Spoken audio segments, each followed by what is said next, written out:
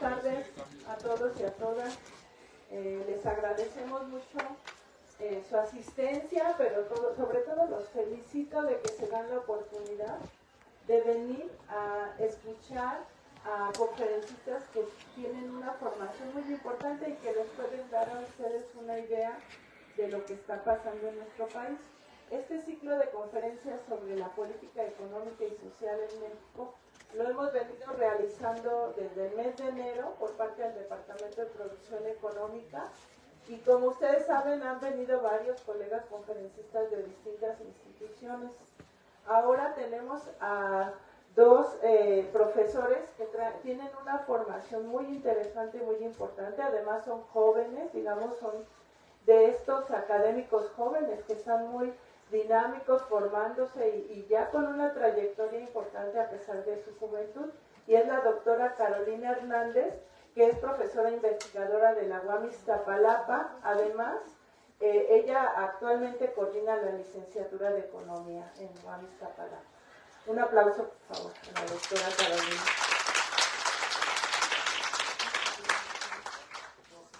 Rojas. Y el doctor Oscar Rojas, él viene de la UNAM, también es un profesor joven con una formación muy amplia y muy interesante y que nos va a acompañar en esta reunión. Un aplauso, por favor.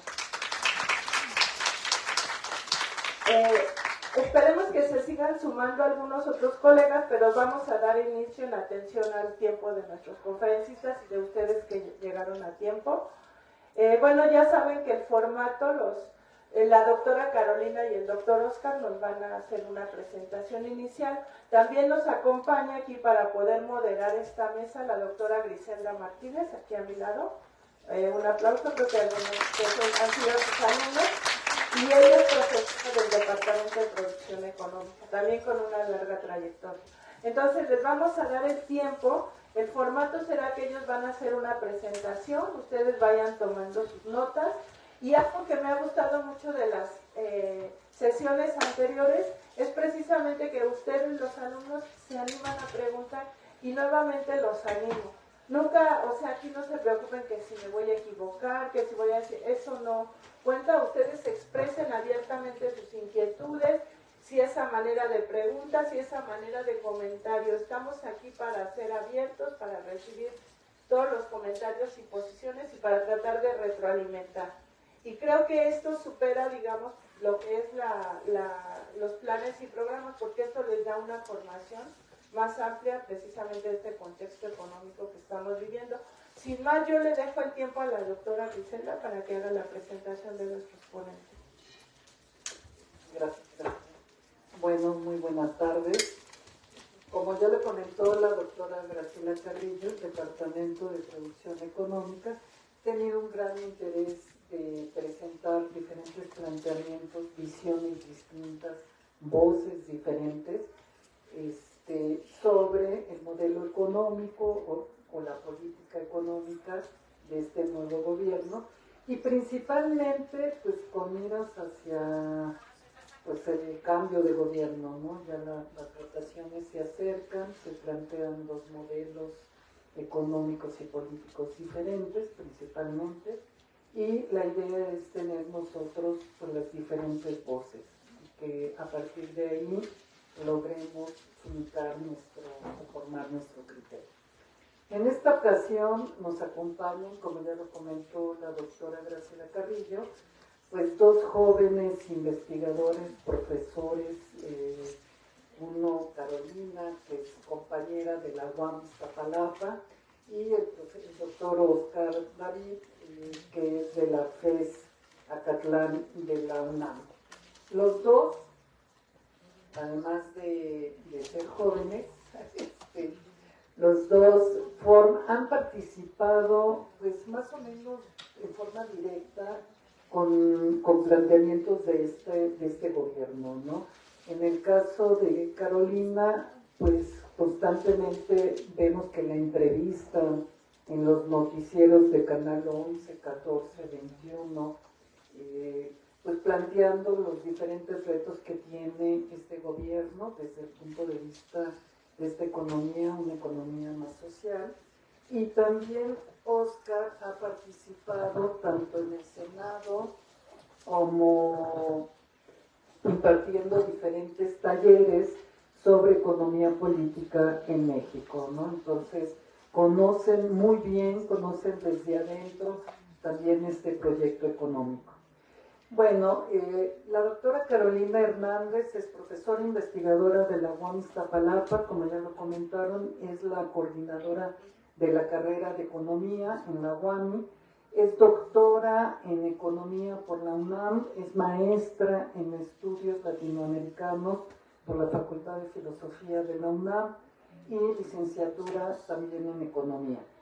En la UAM participa en la red de investigación de economía social y solidaria, una red liderada por la doctora Patricia Couturier, donde varios profesores de las 5 unidades formamos parte. También dentro de sus temas de interés está la transnacionalización de los procesos productivos y distributivos, temas que también ha abordado desde la perspectiva de las relaciones laborales y relaciones internacionales, se podría decir. Ha impartido pues diferentes cursos en los 3 niveles de licenciatura, maestría, y creo que ahora ya lo vas a integrar al doctorado, ¿no? Lo más seguro. Y además ha dirigido tesinas e ICRs a nivel de maestría. Tiene lo que serían las tesinas de licenciatura y la ICR en maestría, ¿no? También en la UAM Iztapalapa.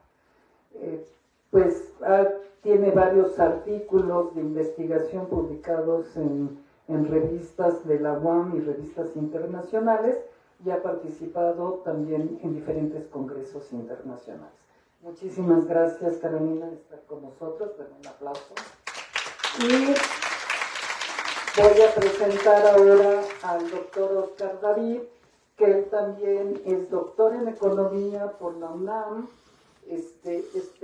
tiene la especialización en la crítica en economía política para la construcción de una ciencia económica contemporánea, basada principalmente en la teoría económica de Marx.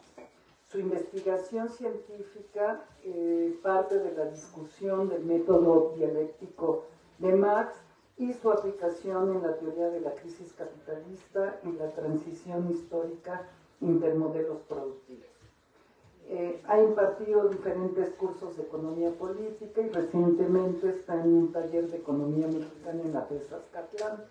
Participa en el seminario de las 4 redacciones del Capital con el doctor Juan José Bautista Seganis en la Facultad de Filosofía de la UNAM y de la UACM. Y bueno, como ya comenté, ha participado también en la coordinación de programas para organismos gubernamentales. Recientemente ha contribuido en el servicio público dentro del gobierno de la Cuarta Transformación. También tiene artículos publicados y tiene participación en congresos internacionales. Lo que nos comentaban los ponentes es que van a hacer una presentación en conjunto, va a estar más dinámica, no va a ser una sola presentación de la doctora Carolina Hernández y una presentación del doctor Oscar Rojas, sino van a ir haciendo una sola presentación a 2 voces. ¿Sí? Muchísimas gracias. Entonces, iniciamos.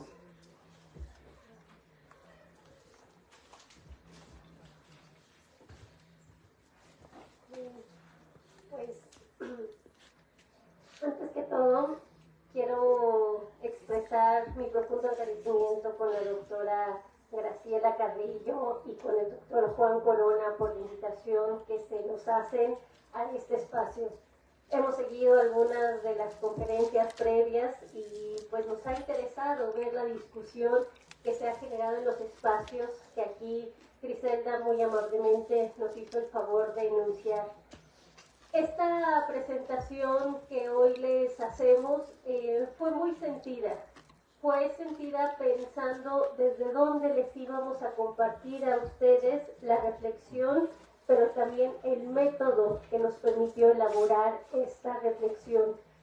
En los primeros años de mi formación como economista, ya se anunció un poco de mi trayectoria académica, me gustaría compartirles que fueron estos años guiados por la resignación en la cual se nos decía una y otra vez que vivíamos en un país capitalista, periférico y dependiente, y que poco se podía hacer para cambiar esa situación. Hoy puedo ver con más claridad que ese discurso era propio de una ideología neoliberal, no solo por la ambigüedad, sino por lo estático de su interpretación. Y también puedo ver que causó muchos efectos en economistas de mi generación y quizá en otras generaciones, a las cuales se nos invitaba a renunciar no solo a pensar la condición, sino a pensar cómo pensábamos esta situación económica. Es por eso que el doctor Rojas y yo hemos preparado esta presentación de forma muy dinámica, porque queremos compartirles aquí a las alumnas y a los alumnos que nos hacen el favor de acompañarnos cuáles son pues algunas herramientas metodológicas accesibles para ustedes para que vayan formándose su propio criterio. Sí, efectivamente, sí se escucha. Listo. Ahora sí, muy buenas tardes. Qué gusto estar aquí, de verdad. Y bueno, en este mismo sentido coincido, lo que hemos hecho nosotros en nuestro trabajo, pues ha sido ir acompañando el proceso de transformación, ¿no? Y pensar la transformación aquí, sí me gustaría hacer el comentario, no en el sentido del eslogan político, sino en el sentido de que la materialidad, es decir, los procesos históricos, realmente están transformándose, ¿no? Y que además no solamente se están transformando en el contexto nacional, sino que hay una transformación simultánea en la economía internacional, la economía planetaria, ¿no? Entonces, ya al menos ahí son dos movimientos históricos de conjunto que le dan una complejidad importante al modelo a los modelos económicos, ¿no? Y que realmente, pues, esto nos lleva a un principio, a un elemento del que queremos partir, que tiene que ver con que estamos acostumbrados a un modelo, a pensar la economía de una forma, bajo cierto paradigma, y que los paradigmas tienen, digamos que la característica, como todos los organismos vivos, que tienen su momento en el cual surgen, su evolución, pero que también tienen su momento de muerte y de tránsito, ¿no? Entonces, la gran hipótesis es de que los elementos que estamos viendo actualmente de transformación también requieren una reflexión de parte de todas las economistas y los economistas, todos, ¿no? De todas las escuelas, para reformular no solamente el nivel de herramientas, sino esto que decía la doctora Carolina, cómo pensamos, cómo es el cuarto de máquinas epistemológico con el que podemos construir categorías, que eventualmente esas categorías las vamos a ver en una forma relacional, y que esa relacionalidad nos lleva a incluso otro tipo de lógicas, ¿no? Superar nada más la lógica formal, que es muy común dentro de la visión del mercado, hacia la lógica concreta, la lógica dialéctica histórica, que nos permite precisamente, que es uno de los objetivos de esta charla, que es ver dónde están esos elementos que nos permiten enunciar estas herencias, los retos superados y, por supuesto, lo que ha de continuar, ¿no? Y que partimos de este momento, ¿no? De los retos heredados del neoliberalismo, ¿no?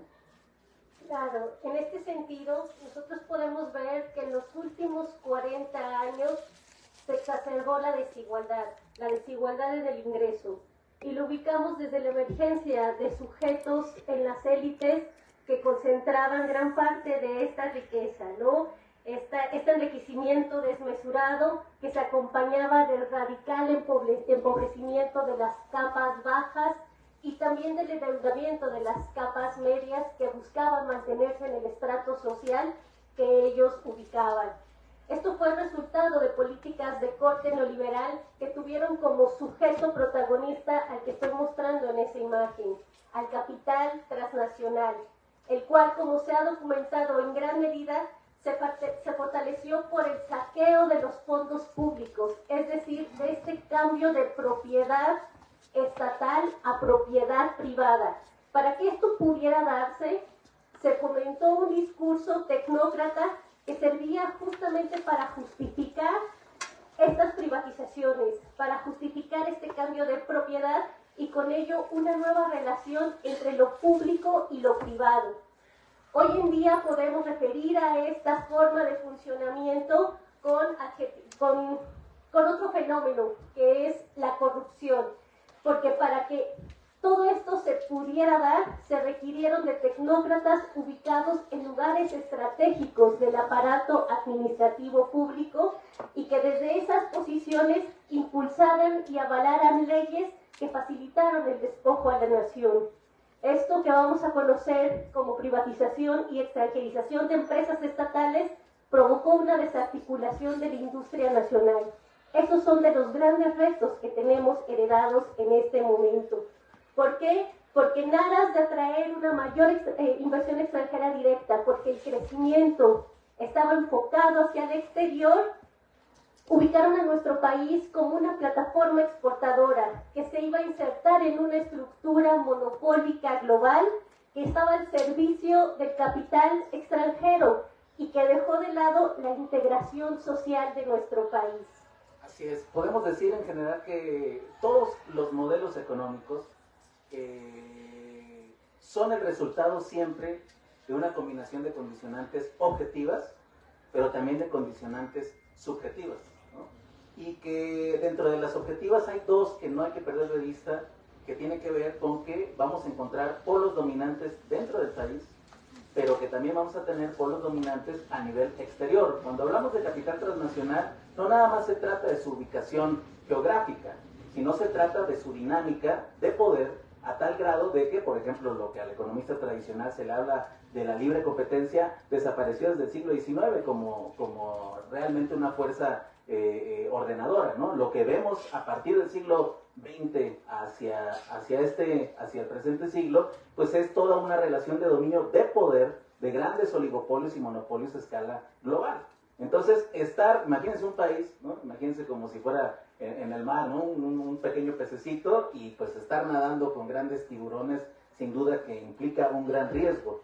Y que eso se combinó precisamente con lo que sucedió en México durante el neoliberalismo, es decir, simplemente se desarticuló sistemáticamente el mercado interno, se le dio una potencia extrema al sector externo y eso significó simplemente que no había posibilidades de establecer ningún elemento de soberanía de políticas económicas propias, sino que en última instancia ese sueño moderno, ese sueño de lo que tanto se discutió en el siglo XX, ¿no? Que ya a la distancia podemos decir, bueno, pues cuáles son las claves del desarrollo y el subdesarrollo. Bueno, pues el resultado es de que el modelo liderado por exportaciones, que devino de la fractura y de la imposibilidad del proceso de industrialización por sustitución de importaciones, nos llevaron a un subdesarrollo crónico.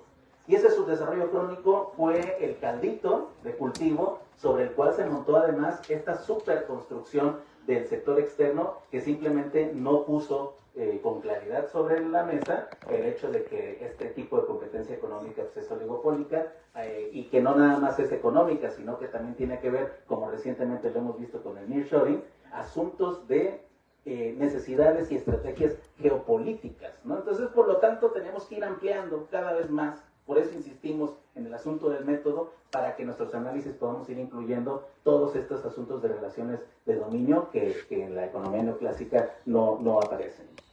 Y además también tener precisión desde dónde se hacen estas críticas, ¿no? La crítica que nosotros estamos haciendo es a la forma de organizar la producción y la distribución, pero con una crítica de corte político, económico y ético. ¿Por qué?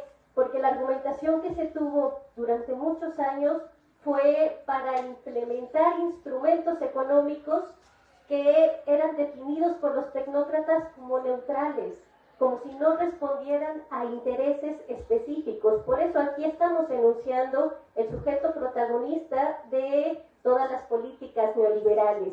Siguiendo con las metáforas del doctor Rojas, si queremos ver, el Estado se reconfiguró porque le amarraron las manos. Le amarraron las manos y pasó de ser un servidor público a ser un débil servidor en favor de las empresas privadas y extranjeras, por estas lógicas de dominio que hay también a escala internacional. De ahí que los grandes monopolios que hoy conocemos surgieran con gran fuerza y apareciera una figura que no se veía en la historia de la humanidad por el grado de acaparamiento de la riqueza, los trillonarios. Hoy es muy normal hablar de trillonarios y algunos hasta se emocionan o lo ven con una subjetividad muy vinculada al modelo a seguir.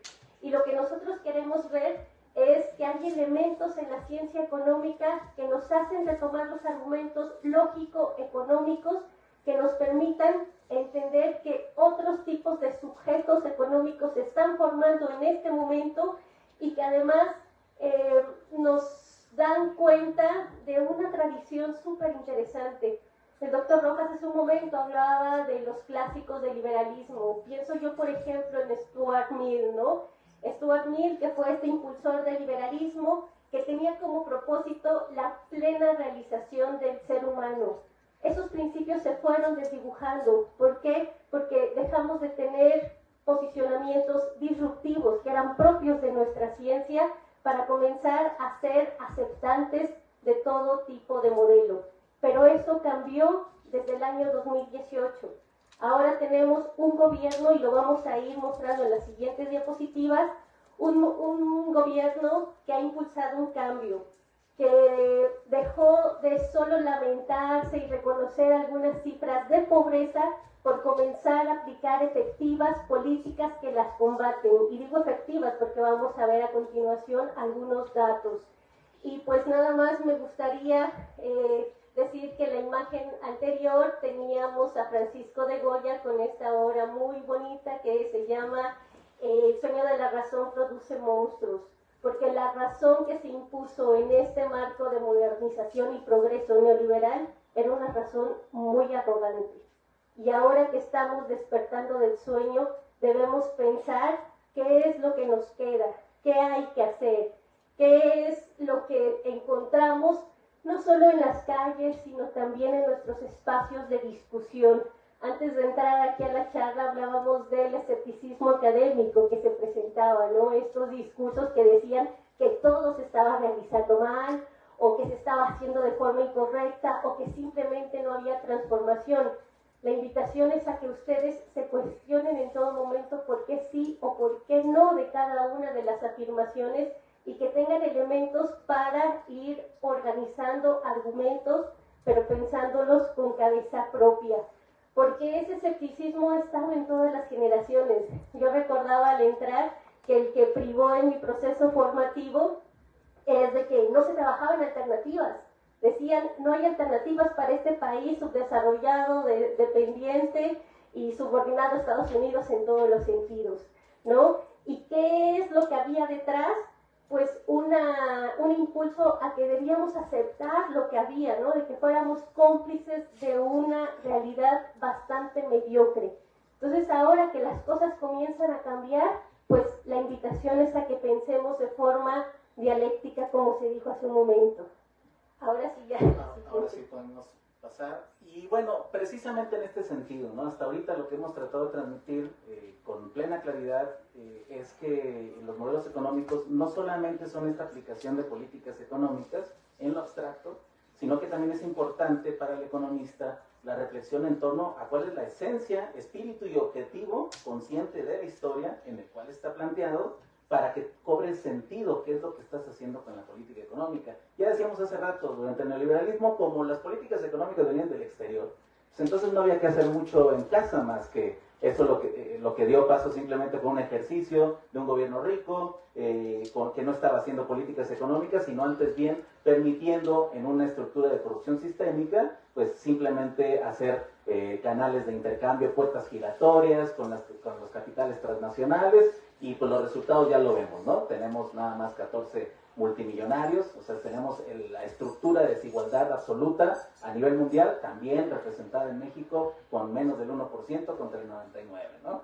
y que además hemos visto sistemáticamente cómo México se construyó también como la imposibilidad de terminar obras, pues, ¿no? O sea, nosotros veíamos cómo se anunciaba con bombo y platillo el inicio, pero nunca veíamos la terminación, y además hay muchísimos casos documentados, por supuesto, de que ahí es donde el presupuesto público se transformaba, se iba en puro gasto corriente y nada de gasto productivo, ¿no? Entonces, por eso los resultados de aquel modelo, pues no los podemos ni siquiera añorar, pero lo que sí es de que es importante que con orden, porque como en procesos de transformación, de transición, conviven formas viejas con formas nuevas, tenemos que tener una brújula, tenemos que tener una orientación que nos permite ir distinguiendo. Muchas veces quizá el dato no sea contundente, pero sí podemos construir vínculos lógicos que nos permitan ver cuáles son los cambios de rumbo en elementos esenciales. ¿Cuáles son los elementos esenciales? Aquí están presentados, es una matriz que generamos simplemente para recordar lo siguiente. Todavía estamos históricamente como economías capitalistas, estamos definidos por el mercado mundial capitalista. Pero el asunto es de que lo que hizo el neoliberalismo fue que la discusión económica se redujera a un asunto de eficiencia de mercado nada más. Es decir, se redujo todo a la pura visión local del sector privado. ¿A qué voy? De que para poder verificar el sentido de las transformaciones, necesitamos recordar que nuestro modelo económico efectivo es una economía mixta, donde conviven al mismo tiempo el sector, es decir, es necesario el reconocimiento del sector privado, sí, pero también del sector estatal, y recientemente, que de forma tradicional no se hacía en este sentido, que es uno de los planteamientos que de una vez vamos mencionando porque es una de nuestras hipótesis más importantes, que la política social pasa de ser un asunto estrictamente de contención o clientelar a tener la centralidad, ¿no? Tener el reconocimiento como un sector económico, ¿no? Y esto, por supuesto, apunta a toda la discusión que tenemos recientemente con la economía social y solidaria. Pero que esta combinación es la que es una función triple que va teniendo ahí, por supuesto, como decíamos hace rato, están los polos dominantes externos, pero también están los polos dominantes internos. Entonces, esta combinación no es un detalle menor, y que además la conjunción de esta función, es decir, cómo va presentando sus transformaciones, van a tener que ver de nueva cuenta con establecer ya la combinación de política fiscal, la política monetaria y, como decíamos, ¿no?, la política social como ya uno de los elementos, porque decía el presidente, no solamente no es nada más el crecimiento, y bueno, nosotros también sabemos que no nos dice mucho, ¿no?, el crecimiento por sí mismo, sino que desarrollo, de acuerdo. Pero ¿qué significa que el cambio cualitativo con respecto al desarrollo? Es que el proceso tenga un contenido.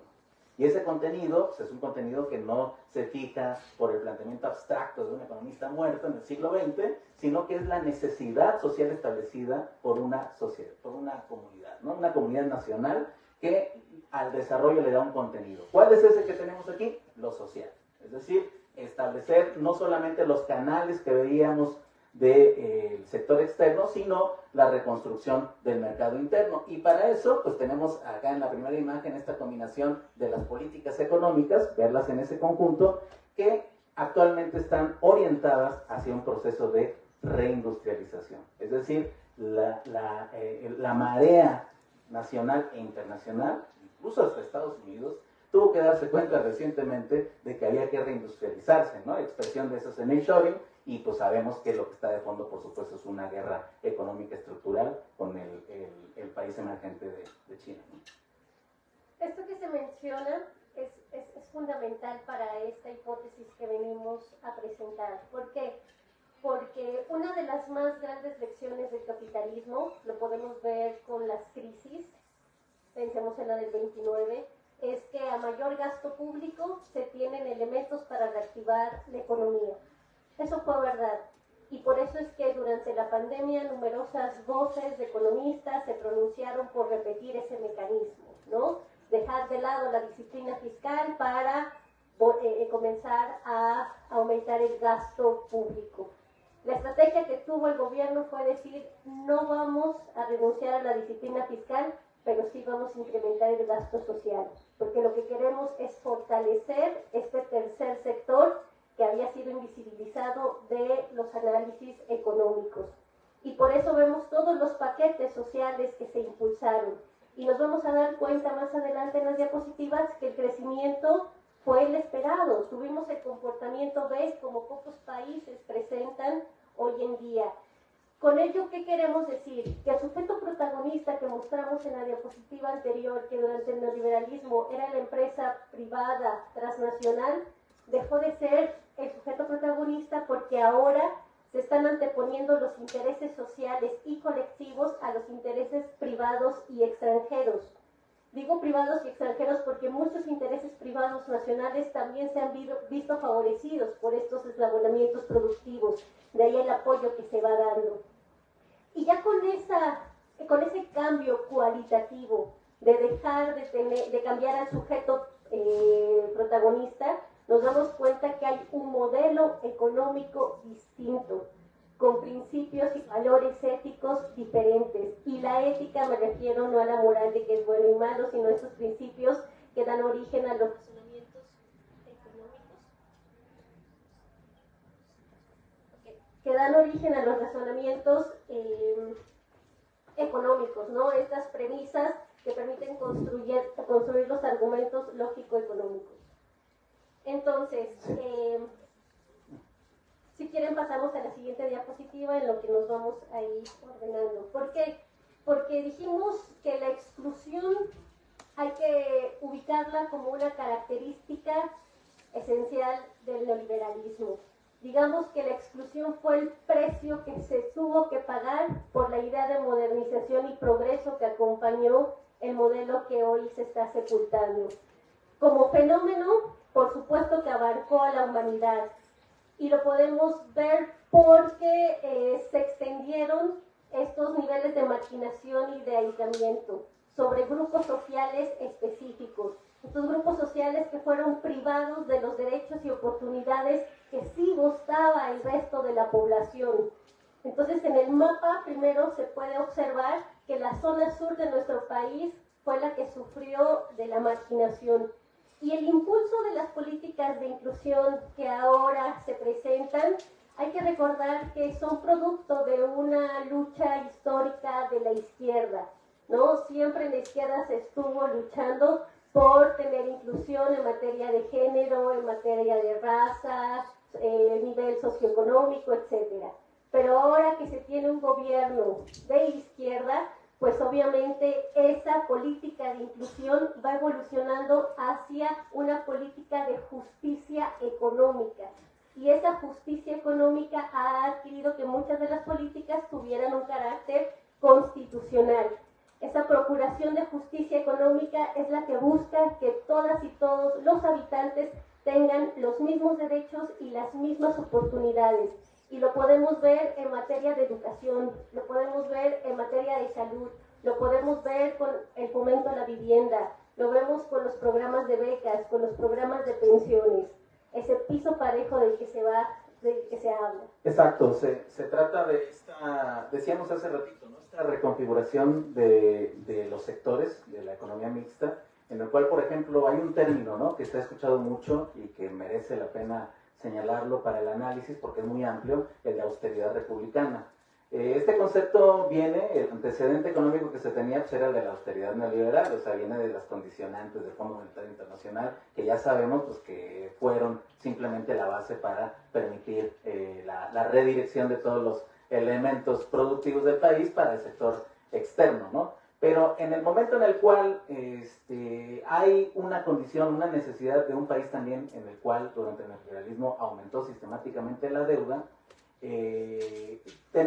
tuvimos este problema crónico, ¿no? Porque además no hay que perderlo de vista, México es uno de los países que tiene las tasas más bajas de tributación, es decir, sistemáticamente ha sido un tema muy, muy relevante poder alcanzar niveles de tributación, y esto es una de mis hipótesis que puedo ahí adelantar, pues tiene que ver con todo nuestro antecedente colonial y de toda una visión de clase empresarial de élite rentista, ¿no?, que se construyó en el país, ¿no? Entonces necesitamos una reconfiguración, decíamos, a través de la política económica del sector privado. ¿Qué se hizo? Le frenas, evasión y elusión. Eso es muy, muy importante, ¿no? Con eso ya es un símbolo, una bandera. Todavía falta un trecho importante, sin duda, ¿no? Porque México no tiene impuestos a las herencias o o al movimiento financiero, ¿no? Pero ese era un primer paso, un reordenamiento en ese sentido, que creo que ha sido muy importante, pero además, austeridad republicana significa técnicamente la transformación de gasto corriente a gasto productivo. Vimos las obras prioritarias que se pudieron hacer sin deuda adicional, con el puro ahorro que provino de esa transformación de gasto corriente a gasto productivo. Y además un elemento esencial que decíamos hace ratito, una de las características del modelo neoliberal era de que no se terminaban las obras. Ahora, la verdad, en las matutinas, como se le dice recientemente, todos los lunes había un seguimiento permanente de cómo iban avanzando las obras. A tal grado que había una aceleración incluso dentro, se sintió, yo tuve la oportunidad de ser parte en algunas funciones dentro del gobierno federal y se sentía esa necesidad de aceleración para poder alcanzar los objetivos planteados en el Plan Nacional de Desarrollo, ¿no? Y que además, como ahorita se ve este mapa, ¿no? La herencia era ese problema con el sureste mexicano, y ahí en realidad es donde estuvo dedicado esa renivelación. Y es una renivelación de tu mercado interno, porque no nada más se queda ahí en recuperar el sureste, sino que el sureste recuperado implica una interconexión diferente con una fuerza para el mercado interno completo, con todas sus otras regiones. Entonces estás haciendo también reorganización de desarrollo regional, pero además no solamente romper con el polo turístico de Cancún, que ya de por sí es importante como una economía en clave y característica del subdesarrollo crónico, a hacerlo regional con el Tren Maya, pero además este cruce con el Istmo de Tehuantepec, que implica que se abre la escala porque es un paso importante de la costa este de los Estados Unidos con Asia, ¿no? Entonces es un cruce de mucha importancia que se está estableciendo como uno de los polos que en potencia ya están apuntando no al reacomodo tradicional de cómo estaban las cosas en la economía dirigida unilateralmente por los Estados Unidos, sino que ahí es donde viene la necesidad de pasar al polo dominante exterior, y es donde tiene sentido que ya hay un choque diferente geopolítico, no nada más entre países, sino entre sistemas de organización internacional, ¿no? Entonces ahí está congregado. Este es un ejemplo que me gusta recuperar para que vean la densidad que existe, la complejidad que tiene en la combinación de todos estos factores para ir planteando pues, los cambios de rumbo, ¿no? El país, economía mixta, no es como un bochito que nada más le das al volantazo y listo, te metes ahí en una calle, sino es un gran camión, ¿no? Que para hacer una maniobra hay que empezar a hacer muchas otras cosas, ¿no? Y en ese sentido es que planteo esta complejidad. Este tema de austeridad republicana también ha llamado la atención en muchos debates. Yo he seguido diversas publicaciones y la diferencia que aquí está enunciando el doctor Rojas es esencial, ¿no? Porque solemos vincular la palabra austeridad con estas administraciones de Francisco Gil Díaz cuando era subsecretario de Hacienda a finales de la década de los 80, que para este funcionario, influenciado por supuesto por el Fondo Monetario Internacional, vemos que austeridad se dirigía a la reducción del gasto público destinado a la inversión y destinado a los programas de desarrollo social. Eso era austeridad neoliberal. Lo que tenemos ahora es que se está invirtiendo más en infraestructura, como veremos más adelante, y en programas sociales. El Estado está recobrando esa función que es la de velar por todas y todos los habitantes de su territorio. Esto valiéndose de una ética económica que tiene como principio el manejo honesto y eficiente del gasto público. Vemos los programas de carácter prioritario y vemos los resultados. Los resultados que se muestran aquí son, pues podemos decirlos abiertamente, históricos. Desde hace décadas que no se reducía en términos absolutos la pobreza en este país. 5 millones de personas salieron de la pobreza aún en un contexto de pandemia. Estamos haciendo el análisis del primer sexenio, en el cual 2 años se paró prácticamente la economía, y nos estamos dando cuenta del dinamismo que puede cobrar esta nueva forma de organización de la producción y la distribución. También vemos la disminución de las personas en situación de pobreza por ingresos. El ingreso que va muy asociado con la política de incrementos salariales, como también se muestra en la figura que está allí. Esto es importantísimo porque en una organización económica que ha naturalizado que la mayoría de la población reciba por ingreso un salario, no haber atendido una política laboral en favor de estos sujetos es de alarmarse. Y ahora vemos que el incremento en el salario en estos años, insisto, aún en un contexto de pandemia, se incrementó en 100%, cuando no se veía esto en hace al menos 4 décadas, ¿no? El poder adquisitivo disminuyó. Yo siempre digo, ¿cuántos de nuestros abuelos pudieron comprar una casa y cuántos de nosotros jóvenes no nos alcanza para la renta, yo creo? ¿No? Esa es una forma de ver el poder adquisitivo que tiene nuestro ingreso, que se denomina salario. Por lo tanto, las y los economistas aquí presentes debemos estar muy atentos siempre a la política laboral, pues al menos por interés particular. También podemos ver en la gráfica los resultados de las reformas que se aplicaron en los primeros meses del 2021 dirigidas a regular la subcontratación laboral. Este robo que también se tuvo de nuestro horizonte de futuro como jóvenes, porque no teníamos una posibilidad de mantenernos en un trabajo dada la precarización laboral con la cual se nació. Yo me acuerdo que yo nací a finales de la década de los 80, ahora que está lo del eclipse, y era la década perdida, ¿no? Pero pues se ha vuelto al menos 4 décadas perdidas con estos retos heredados que se presentan y que ahora comienzan a resignificarse. Esta figura que estaba dando el doctor Rojas de cómo maniobrar un tráiler, pensemos también en una locomotora, ¿no? También la metáfora se hacía de que el neoliberalismo era, pues sí, algo que iba muy rápido, pero al final se veía una luz, no sabías qué era la luz, ¿no? Para no ir en ese rumbo, ¿qué es lo que se hace? Para cambiar el rumbo, primero se para el vehículo y después cambiamos de vías. Son procesos que se van haciendo.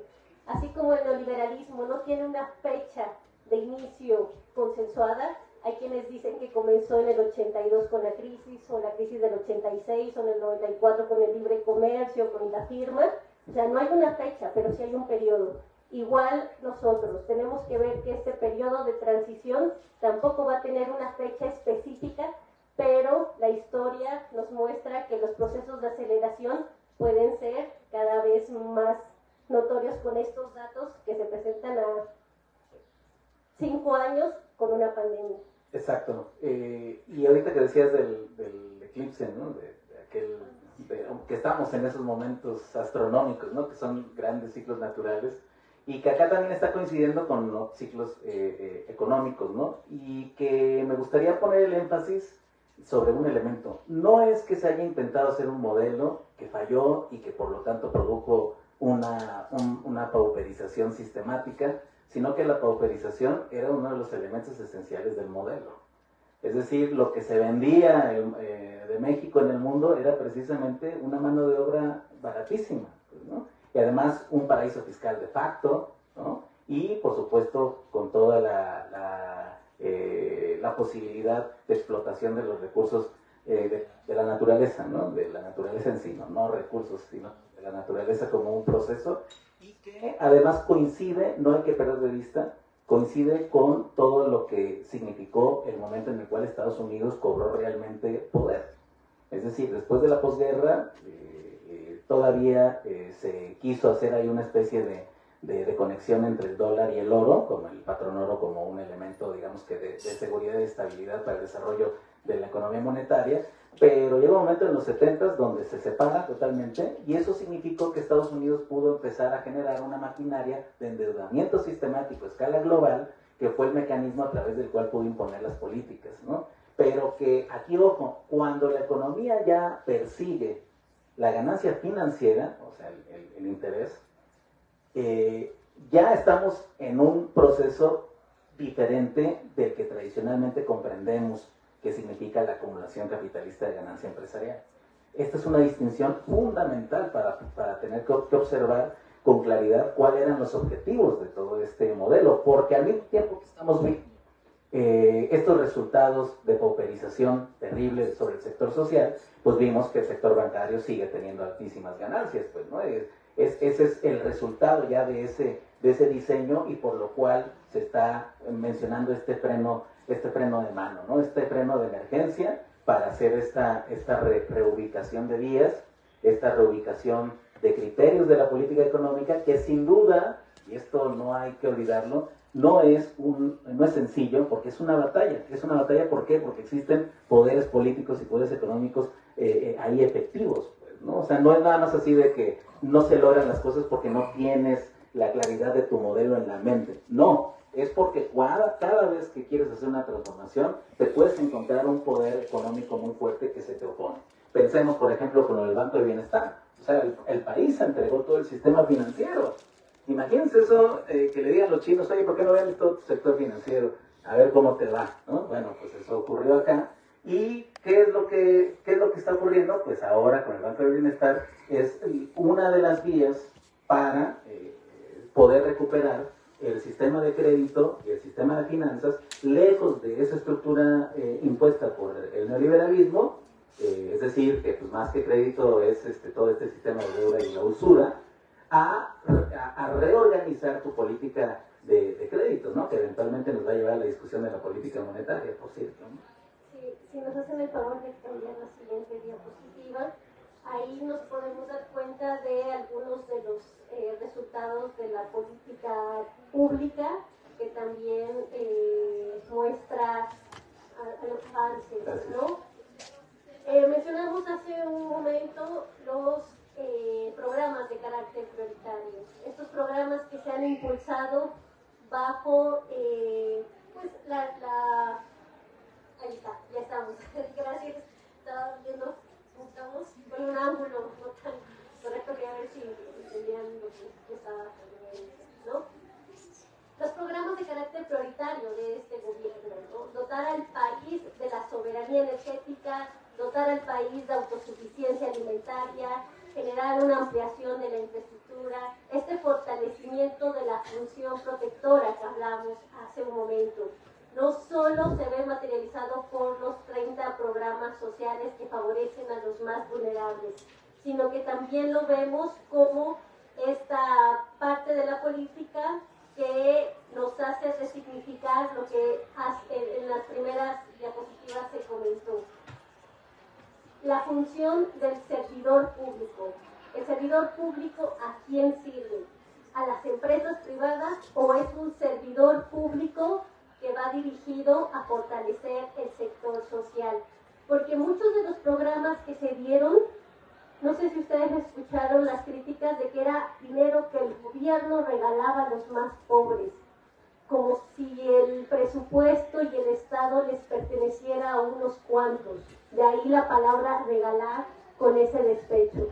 Y no como lo que realmente es el presupuesto público y la función social del Estado, que es velar por todas y todos y hacer uso de esos recursos desde una ética económica que va dirigida al sector que quiere ir priorizando. En las pirámides se muestran algunos de los resultados de la inversión en infraestructura. Infraestructura que, de acuerdo con la OCDE, se refiere a los componentes físicos y organizativos que permiten el funcionamiento de la economía y de la sociedad. Aquí destaca el rescate al sector energético, con la creación de esta nueva refinería de Dos Bocas y también con el fortalecimiento de CFE. Todo esto dirigido a reactivar la economía desde el mercado interno, generando empleos, construyendo caminos rurales. La construcción de caminos rurales es muy importante. Cada semana se estaban inaugurando ese tipo de caminos para cortar las brechas, o se generaban presas, o se generaban todas estos elementos en infraestructura necesarios para el país. También me gustaría destacar el Internet para todo el país a precios bajos. El Internet del Bienestar es un proyecto de infraestructura bastante loable de esta administración. Y qué decir de los aeropuertos o del Tren Maya o del proyecto de desarrollo del Istmo de Tehuantepec, que respetando la historia, respetando la cultura del istmo oaxaqueño y por supuesto veracruzano, se están generando estos elementos que van a dinamizar. Y es importante ver el tiempo, porque ahorita se están invirtiendo, pero todas estas inversiones van a ver sus resultados en los siguientes años cuando ya se echen a andar efectivamente, cuando ya se esté refinando el petróleo, cuando ya se tengan los caminos terminados y las obras concluidas. Exacto. Sí, aquí hay un elemento que me gustaría enfatizar con lo que está señalando la doctora Carolina, que tiene que ver con esto. O sea, si ustedes se dan cuenta, viendo la historia así muy globalmente en nuestro país, la última vez que se intentó generar infraestructura fue en el modelo de importación por sustitución de importaciones.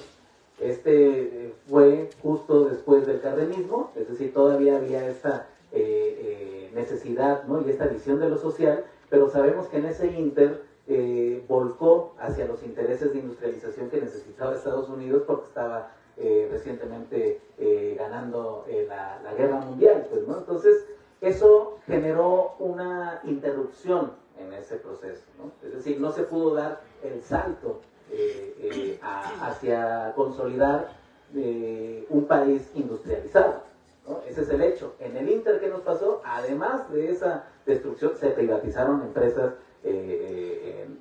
digamos que de comercio de bienes y servicios, pero también se empezaron a privatizar infraestructura como carreteras, aeropuertos, toda la infraestructura básica, y al final llegaron a intentar las partes estratégicas, ¿no? Que es seguimos luchando, que es la parte de reconocer, y esto es una visión ya de Estado, no de mercado, sino del sector estatal, de que hay sectores altamente estratégicos, y energía y alimentos son fundamentales. Ya quisiera un país europeo tener autonomía energética en momentos como ahorita los que se están viviendo difíciles de guerra, ¿no? Entonces, es estrategia porque es soberanía, y la soberanía no es un principio abstracto, ¿no? de amor a la patria desmedido, ¿no? Sino soberanía es la posibilidad de que tú lleves a ejecución las políticas que responden a tus necesidades internas antes que las que están generándose en el ámbito del mercado mundial, que además últimamente hemos visto con plena claridad que son de guerra económica, ¿no? Entonces estos dos elementos son esenciales, y si se dan cuenta, lo que es el modelo de la 4T en última instancia, en este primer episodio, tiene que ver con la recuperación estratégica. Apenas si se logró evitar la privatización absoluta, porque se logró recuperar que las energéticas fuera nacional. Pero apenas, porque ya en el TEMEC ya era para entregar, ya totalmente, ¿no? Apenas se logró esa recuperación y lo estamos viendo que funciona, ¿no? Y en alimentos está costando más, pero ese es el porque tema. el proceso productivo es mucho más demorado, ¿no? Es correcto.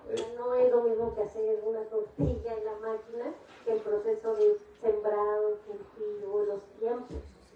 Es correcto. Y que entonces lo que significa es que este modelo estamos haciendo una recuperación de lo estratégico, es fundamental, energía y alimento, que ese es donde el TLK nos dio muy duro en el alimento. Y además se está haciendo una reconstrucción con esto de la infraestructura básica, ¿no? De la infraestructura elemental con la que podemos recibir de otra manera, no en términos de maquila, sino en términos de otra experiencia de la inversión que está corriendo hacia el país por la reorganización geopolítica, y teniéndolo muy claro, que ese es el diseño de recuperación, y que además es necesario que eventualmente podamos seguir profundizando, ¿no? No solamente en infraestructura básica, sino hasta que ha sido uno de los sueños no alcanzados todavía, que es un proceso de industrialización sólido. Si me hacen el favor de pasar la siguiente diapositiva, podemos ver también algunos de los avances y de los retos en materia de política monetaria. A este respecto, considero necesario decir que las y los economistas en la academia debemos comenzar a idear formas de conceptualizar una economía financiera no solo privada. El sector financiero no solo debe ser privado, también hay sector financiero estatal y también sector financiero social y solidario. ¿Qué queremos decir? Hay avances en materia de crear el Banco del Bienestar, pero también se han desempolvado algunos vehículos de financiamiento estatal para adquirir, por ejemplo, plantas de Iberdrola en el marco de esta búsqueda de la soberanía energética. Entonces, los avances en materia financiera son todavía un reto, se tiene que trabajar mucho, se va avanzando, pero también es importante que nosotros develemos la falsedad de quienes se dicen completamente preocupados por el sector financiero y sus ganancias, pero a la vez son acérrimos defensores de la autonomía del Banco Central. Pero a su vez son acérrimos defensores de las teorías convencionales para seguir explicando la tasa de interés, el tipo de cambio, la tasa de ganancia. Si el país está cambiando, también nosotros tenemos que cambiar la forma en la que estamos pensando estos cambios, ¿no? Aquí se muestra, bueno, no se alcanza a ver bien el primer cuadrito, por supuesto que es el firmado, miren, hasta se está desdibujando, no sé si es la perspectiva, pero yo lo había puesto en un gris más fuerte, entonces eso lo pueden ver allá. Y de este lado, pues también algunos de los indicadores de estabilidad macroeconómica que están presentes en esta administración. Sí, porque fíjense que aquí pasa algo curioso, ¿no? Durante la permanencia del modelo y del paradigma neoliberal, pues ya ven que pues, hubo varias mentiras que se repitieron sistemáticamente, ¿no? Una fue la de que el salario pues, era inflacionario y pues, a la hora que subió, pues, resulta que no, ¿no? Entonces así muchas otras cosas. Y uno de los que se repetía es de que no se le podía mover precisamente a la política en lo general porque pudieras desestabilizar, ¿no? Entonces se hablaba de una supuesta estabilidad macroeconómica, pero fue una estabilidad macroeconómica que pues más bien se mantuvo siempre en abstracto porque pues vimos sistemáticamente sexenio con sexenio depreciaciones, ¿no? Devaluaciones que estuvieron ocurriendo así, ¿no? Y que ahora ante el cambio de rumbo pues no ha faltado quien diga, no, pues pues ahora no tiene nada que ver con el país, ¿no? Pero pues en realidad dices, bueno, entonces ahí en realidad al científico cuando encuentra una paradoja, pues hay que analizar el contexto con mayor amplitud. Y lo que es un hecho de este modelo es de que en lo que son tradicionalmente los indicadores de estabilidad macroeconómica han sido alcanzados. Es decir, está bajo control la deuda, se está manteniendo la evaluación de la moneda, la inflación se tuvo que hacer además un acto que no era reconocido por la ortodoxia, ¿no? Que es este reconocimiento de que pues, la inflación tiene un componente de monopolios, pues, ¿no? O sea, de quien tiene poder de determinación de precios, pues es el que aprovecha esos momentos para acelerar el proceso. Entonces, tienes que hacer más política económica activa que nada más verificar pesos y contrapesos del mercado, ¿no? Y que en suma también a la hora de que haces control de deuda, a la hora que presentas una estructura de estabilidad macroeconómica en general, pues ha generado también en un contexto de guerra global que México es como una especie de estación de paz económica que ha traído muchísimas divisas al interior del país, que en realidad es lo que explica todo este proceso que estamos teniendo de revaluación. Claro que hay muchos elementos porque aquí está combinado, por supuesto, toda la cuestión de la potencia industrial del país con el especulativo. Esto sucede en lo financiero todo el tiempo, ¿no? O sea, claro que también aquí siempre puede haber elementos, ese es el problema de lo financiero, ¿no? Y los capitales golondrinos que pueden generar salidas abruptas, pero que precisamente por eso veíamos que el indicador de la formación de inversión fija bruta de capital, pues eso ya le da otro sentido, pues, ¿no? Y que además está la perspectiva y la expectativa de que México, con los cambios geopolíticos, va a ser un territorio que tiene estas condicionantes a favor, es decir, el ciclo económico está a favor del crecimiento. En la siguiente diapositiva mostramos pues el comportamiento del PIB nacional. Lo pusimos haciendo énfasis en el periodo de la pandemia, donde al inicio muchos pronósticos eran de lo más pesimistas, ¿no? Predominaban aquellos que decían que el comportamiento del PIB iba a ser en L, es decir, una caída con un estancamiento prolongado. También estaban aquellos que mencionaban el comportamiento K, ¿no? Que iba a haber una desigualdad a la hora de recuperarse por sectores. También hay quienes mencionaban, los más catastrofistas, el comportamiento en J invertida, ¿no? De que ya casi nos íbamos al precipicio, como si no hubiéramos salido de un despeñadero. El comportamiento que se presentó fue en B, y estamos creciendo como pocos países en el mundo. Estaba revisando la lista o este ranking de las economías a nivel mundial. En 2018 estábamos en el lugar 16 a nivel mundial. El dato más reciente nos dice que ya somos la economía número 12 a nivel mundial. Cuando estaba Cárdenas éramos la octava, ¿no? Llegamos en algún momento en el periodo de guerras a ser la cuarta. Pero vean cómo se va moviendo. O sea, hay elementos de dinamismo económico interesantes y por eso quisimos compartir ese comportamiento del PIB. Exacto, sí, porque no deja de ser, si se dan cuenta, actualmente podemos detectar dos tipos de economías.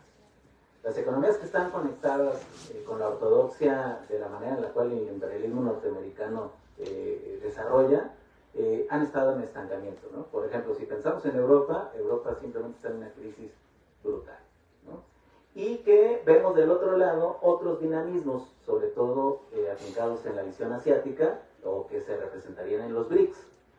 Esto que estoy diciendo no quiere decir que México se haga parte de los BRICS, pero sí que comparte el hecho de que se dan cuenta las economías que cuando ponen atención a nuevas combinaciones que responden a sus necesidades internas, son las que ofrecen tasas de crecimiento diferentes. Y México, contrario a todos los pronósticos, porque esto sí hay que decirlo, la verdad, incluso hasta en un asunto político, se llegaron a reír en la televisión pública cuando se hablaba de 2 puntos y tantos, decían, perdóname, me ganó la risa, ¿no? O sea, realmente había un planteamiento de negar toda posibilidad que, pues obviamente que fue batido en el momento en el cual se empezaron a ver que los indicadores tenían otra tendencia de crecimiento, ¿no? Y que celebramos, pues, ¿no? No en el sentido de que ya hemos llegado, ¿no?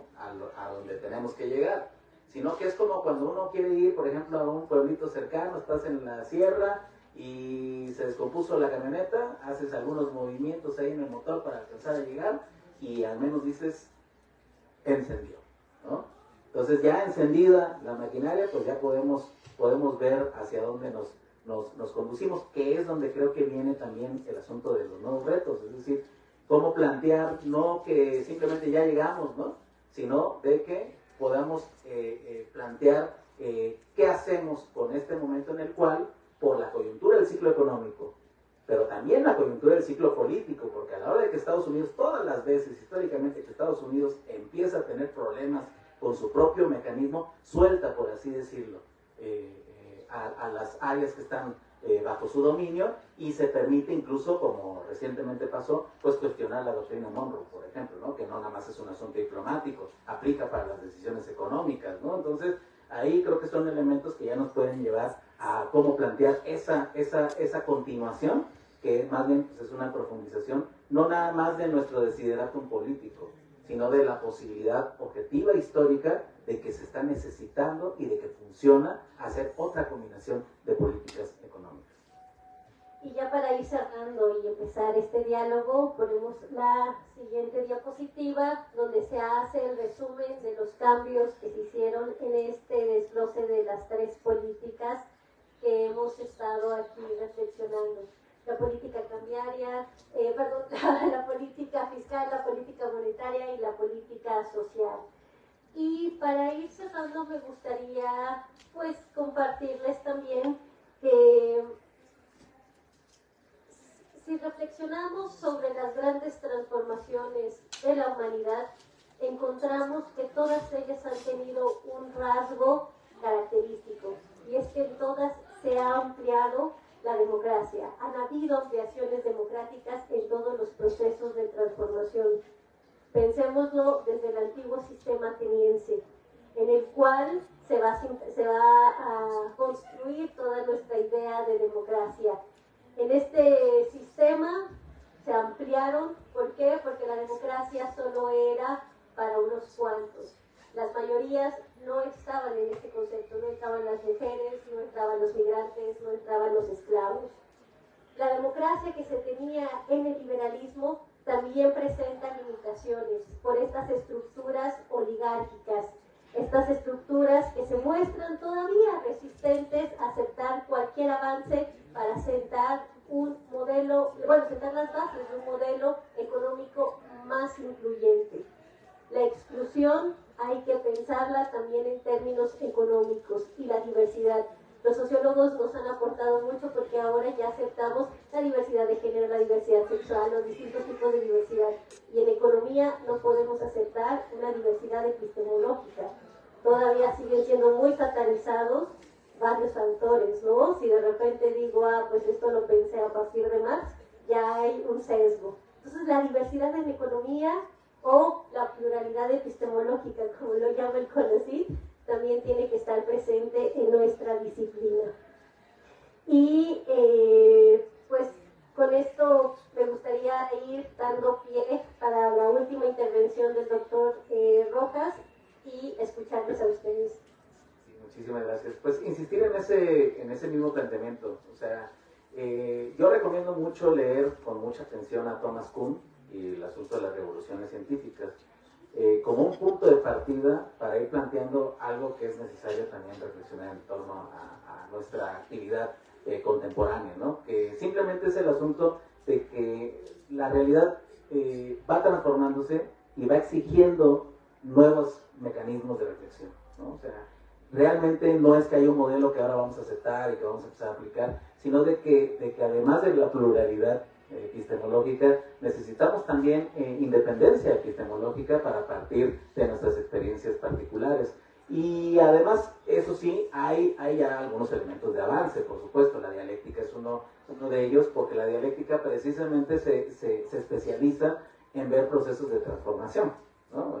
Lo que era el individualismo metodológico y todos estos planteamientos estáticos, pues simplemente pues, nos llevaban a hacer una reiteración de la misma idea ya preconcebida, ¿no? Entonces es trabajar dentro de la esfera axiomática, y cuando de lo que se trata es de que nos lancemos a generar nuevas categorías, que estoy seguro que muchos de ustedes tienen intuiciones sobre lo que ven en los fenómenos económicos, y que sepan, que tengan la confianza de que los modelos pueden ser construidos con esa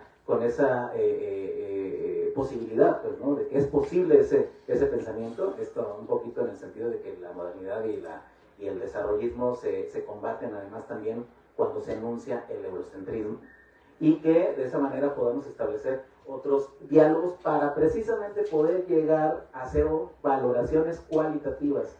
Está muy bien el asunto de los datos, o sea, está muy bien que vayamos haciendo esa verificación, pero no olvidar que esos elementos no tendrían sentido si no se encuentra también con plena claridad qué tipo de vinculaciones lógicas son las que se están estableciendo para unirlos, porque la objetividad no es que esté totalmente separada, ya por un lado el mundo de las ideas platónico y por el otro lado la realidad, ¿no? Sino que se va haciendo de conjunto, son elementos que están en una interrelación permanente, ¿no? Y que ahorita tenemos esa oportunidad porque están existiendo muchos cambios paradigmáticos, y que por supuesto, ¿no? Hay mucho que recorrer sin ninguna duda, pero que creo que le va a hacer muy bien al país que pasemos, que transitemos de un pesimismo atávico hacia una visión sobria de que no solo México está cambiando, sino que está cambiando el planeta entero, y que nos toca este momento histórico de poder también transmitir hacia las futuras generaciones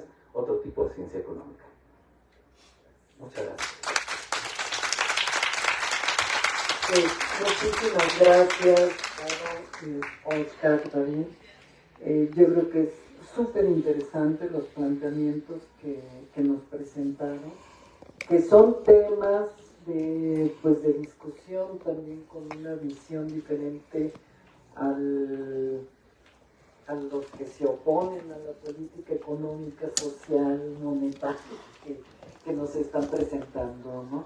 Entonces nos gustaría que tuvieran un diálogo con nuestros alumnos principalmente.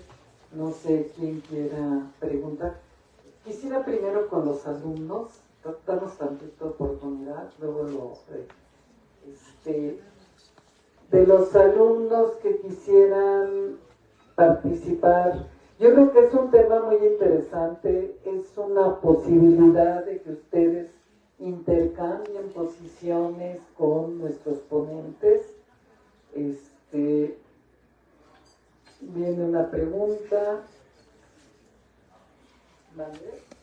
Siempre lo difícil es la primera. Y para poder, primero los alumnos, después damos oportunidad a profesores y nuestros visitantes también. Sí, buenas tardes por mí.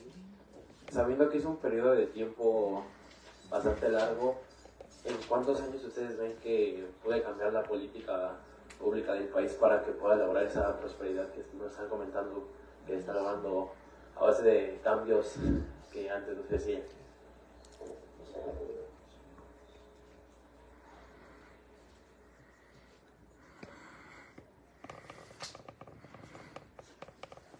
Bueno, yo tenía una pregunta que me he estado planteando un poco, que es en base a las políticas que ha implementado el gobierno, porque por ejemplo sabemos que el Banco Central pues, es autónomo, ¿no? Tiene sus propias políticas, esto lo decide en base a lo que él está viendo y el comportamiento del mercado, tanto la inflación y todo esto. Entonces, bueno, en esta época de inflación hemos visto que el Banco de México ha subido las tasas de interés para reducir lo que es el consumo, la demanda y con esto evitar que la economía siga calentándose. Pero, bueno, yo siento, o no sé si estoy en lo correcto, que, por ejemplo, el presidente, a lo mejor con este incremento del gasto público, que también, bueno, no estoy en contra de ello, porque es bueno y es benéfico a los gastos sociales y infraestructura, no van un poco contrarias una con la otra, porque, bueno, el gasto público tiene la propiedad de la derrama económica, ¿no? En tanto los aspectos, y las deudas sociales, pues también incentivan el consumo. Esas serían políticas, pues, contrarias una de otra. Y bueno, viendo la encuesta que salió apenas de la inflación en marzo, que otra vez va a la alza, entonces, bueno, también que han dicho que está difícil esta cuestión de que la inflación subyacente se está resistiendo a ceder, ¿no sería por esta contrariedad en las políticas que están sucediendo en el país? Otra pregunta de algún alumno.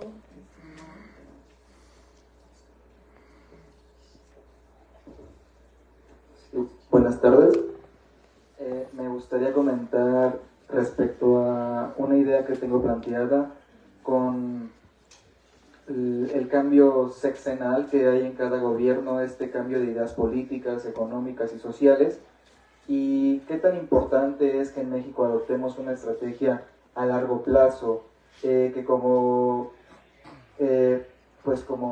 gobierno se plantee la idea de que no estemos cambiando cada sexenio de esta ideología política o de cambios sociales, sino más bien apostar por un plan más allá de sexenial, sino como más apostar a este cambio y que siga a largo plazo, ¿no?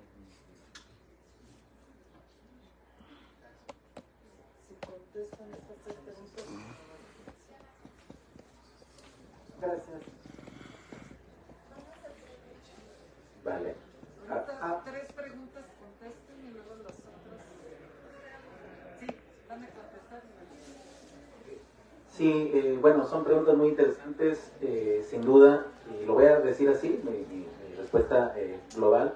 Bueno, se conectan, ¿no? En realidad. Sí, a ver, creo que está cayendo. A ver, ahí está. Es un poco complicado luego cuando se saca la bolita de cristal, ¿no? Porque la verdad es que ahorita el mundo también tiene muchos elementos en un cambio acelerado y luego no se puede garantizar del todo. Pero conecto con la importancia de la continuidad. Es decir, por mucho tiempo, pues lo que empezamos a ver es esto, ¿no? De que cada 6 años más bien se interrumpe un proceso, ¿no? Entonces pensemos, imagínense, ¿no? Un ciclo agrario que de repente lo interrumpas por otras razones externas, va generando esta imposibilidad de un elemento clave, que bueno que lo pregunta el compañero, porque lo debimos haber comentado y no sé si lo dijimos, que es la recuperación, es decir, no se trata de planificación privada del sector empresarial, sino se trata de la recuperación de la planificación estatal.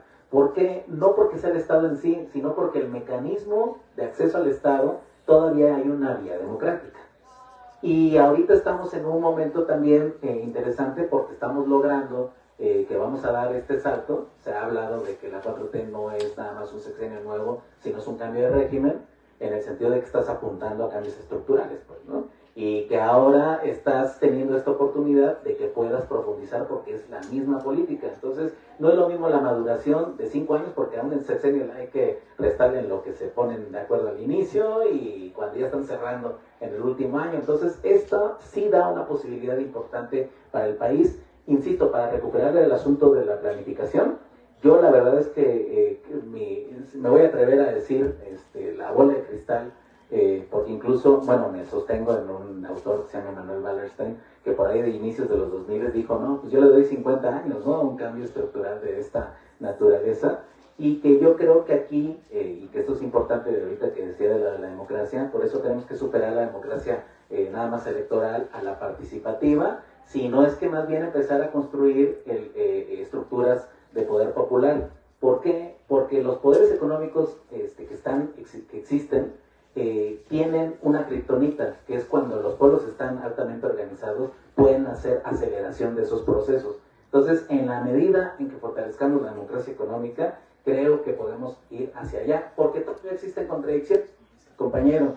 El asunto de la autonomía del Banco de México no nada más es un asunto técnico del Banco Central, sino de que no es autónomo en sí, sino que también tiene dependencia con respecto a la Reserva Federal de los Estados Unidos. Entonces es un asunto de poder y, por supuesto, tú quieres crecer, pero te suben las tasas de interés porque tienes que estar con el ciclo de la Reserva Federal. Por supuesto que tienes un problema. Es claro, ¿no? Creo que lo decía el presidente en una mañanera, decía, pues imagínense, ¿no? Un buen carro, pero pues que se calienta cada cierto tiempo y pues para resolverlo pues hay que apagarlo. Entonces, pues no te sirve, ¿no? O sea, se necesita un criterio diferente para activamente combinar la política monetaria con el ciclo exterior, pero también con el ciclo productivo. Por eso necesitas una política monetaria de segunda generación que pueda discernir entre elementos diferentes de la economía, ¿no? Pues abonando aquí a la respuesta, cuando hablamos del sujeto protagonista del neoliberalismo, no dijimos explícitamente que habían pues estas redes transnacionales que lo acompañaban, pero en los países y particularmente en el nuestro también existían redes transeccionales. Esas redes transeccionales que se guiaban por un modelo económico que pues lo conocen ustedes en sus textos más ortodoxos, ¿no? Para darle continuidad, creo que es importante elevar las discusiones que se tengan en este país en el marco de una mayor democracia participativa. Por ejemplo, estamos en un proceso electoral. ¿Quién conoce el modelo económico de los opositores? Algunos dicen, ay, es que no tienen. ¿Realmente vamos a creer eso? Por supuesto que lo tienen, pero es inconfesable. Eso hay que tenerlo bien claro, porque si no, ¿para qué quieren el poder si no tienen un proyecto? ¿Se imaginan? Es de lo más absurdo. Entonces hay que analizar los modelos económicos, hay que ver cuáles son los sujetos protagonistas, hacia dónde van enfocados y qué política de largo plazo queremos hacer. Porque las contradicciones en política van a estar presentes en todo momento. Hay textos que te dicen, no, es que busquemos una sincronía entre la política monetaria y la política fiscal, ¿sí? Y a qué hora también vamos a poner la política social, que es lo que estamos aquí nosotros enunciando. ¿A qué hora le vamos a dar contenido a estas políticas? La autonomía del Banco de México ha sido cuestionable. Yo me acuerdo que mi tesis de licenciatura, ahora que ando nostálgica con los jóvenes, se llama La inviabilidad e inconsistencia de la autonomía del Banco Central y su política. Así de dramática era, ¿no? Entonces, ahora me doy cuenta que a varios años, pues hay elementos de los cuales sí me siento muy orgullosa, pero la pude hacer sabiendo que no eran herramientas técnicas. Es una mentira, como les dije en la presentación, decir que las políticas son instrumentos neutros. No, las políticas favorecen intereses específicos y ahí hay que ver cuál es el trazado que nosotros realizar. Hola, Braya. Por último, pensemos también también la planificación. La planificación es esencial para toda formación de economistas. No solo la planificación estatal, que es lo que ahorita nosotros procuramos.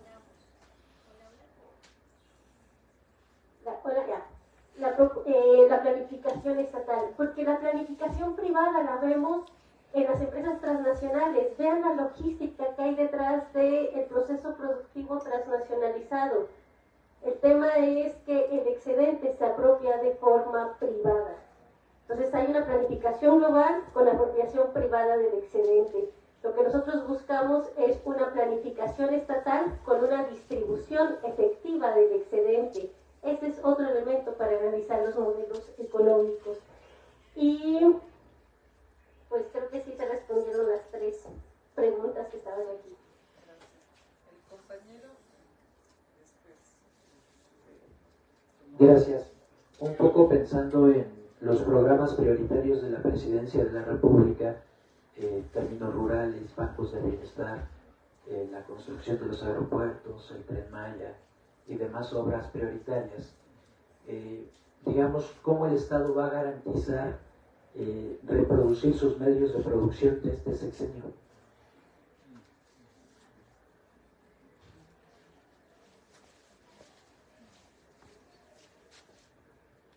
Sí, gracias.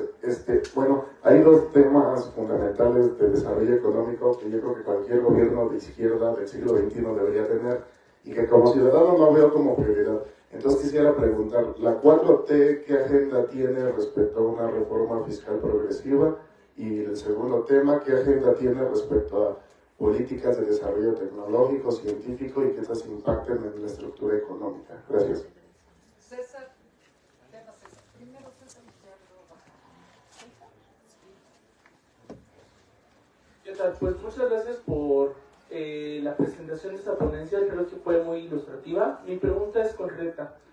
Ustedes hablaron, digamos, sobre todos los cambios que se han hecho a partir del 2018, en cuestión no solamente de cambios a un programa político neoliberal, a un programa político en donde se está estructurando la acción estatal como eje para dirigir la economía y en otros términos, ¿no? Entonces, en estos términos, digamos, ¿qué es lo que ustedes han encontrado respecto a lo que se ha planificado y realmente se está llevando a cabo? Pongo 2 ejemplos.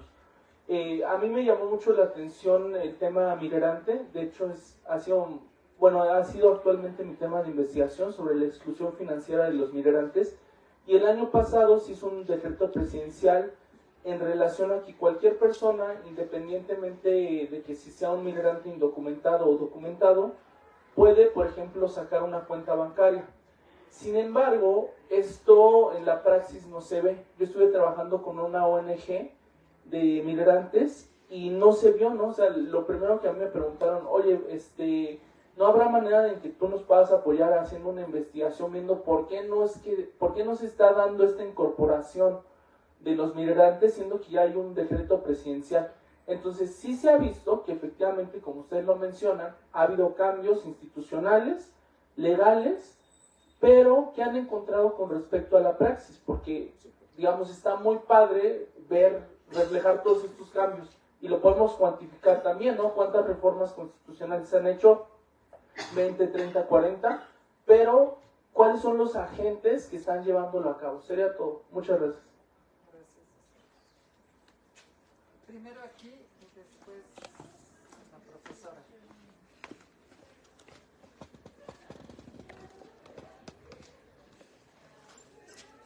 Muchas gracias. La intención sería comentar 2 cosas que les puedan ser de utilidad.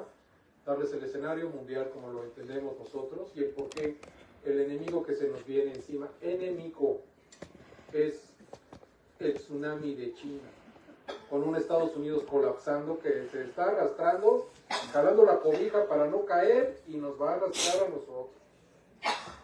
Y de ahí termino con la última, el proyecto, la propuesta última que se le ha presentado al presidente López Obrador para reescalar el Estado mexicano. Érase una vez un país abusivo, llamado Estados Unidos, que no tenía límites de nada.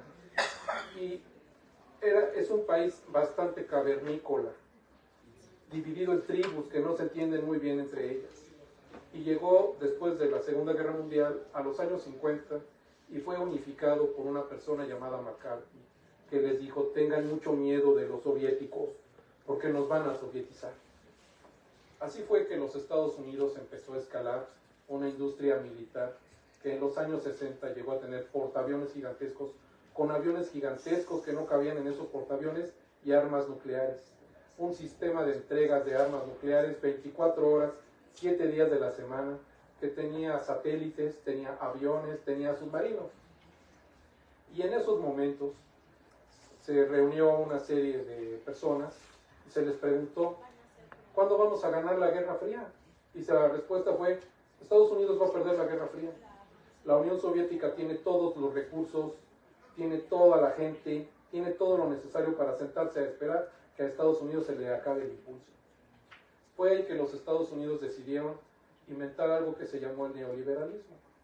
Y el neoliberalismo tenía una agenda. Y esa agenda era: vamos a extraer de toda la esfera de la que podamos todos los recursos para desgastar a la Unión Soviética. Y ahí vamos a necesitar gente colaborativa. Así es que vamos a limpiar América Latina colocando dictaduras militares. Y así se avanzó. Pero aún así, no están homologados los americanos. Son traicioneros entre ellos mismos. Se acomodan a la ventaja que van adquiriendo cada 2, cada 3 años, uno tira al otro. Llegó el año del 71, cuando oficialmente se puede decir que inició el neoliberalismo. Perdón, nada más un minuto, sí, por favor, para no tener otra ponencia. Si puedes recortar tu participación.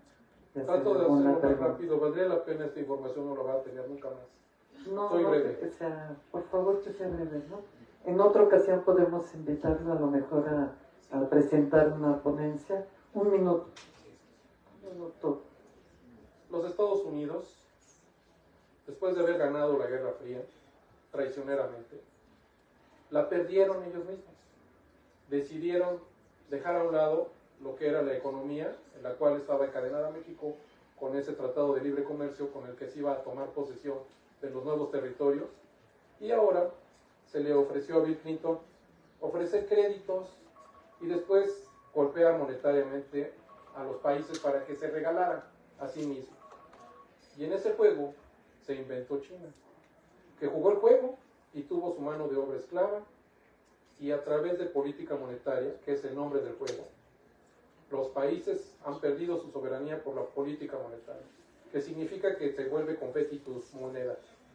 A través de que se vuelvan confeti los ahorros de la gente y sus monedas, se destruyen las economías y la gente padece hambre y va a regalarse por un pan.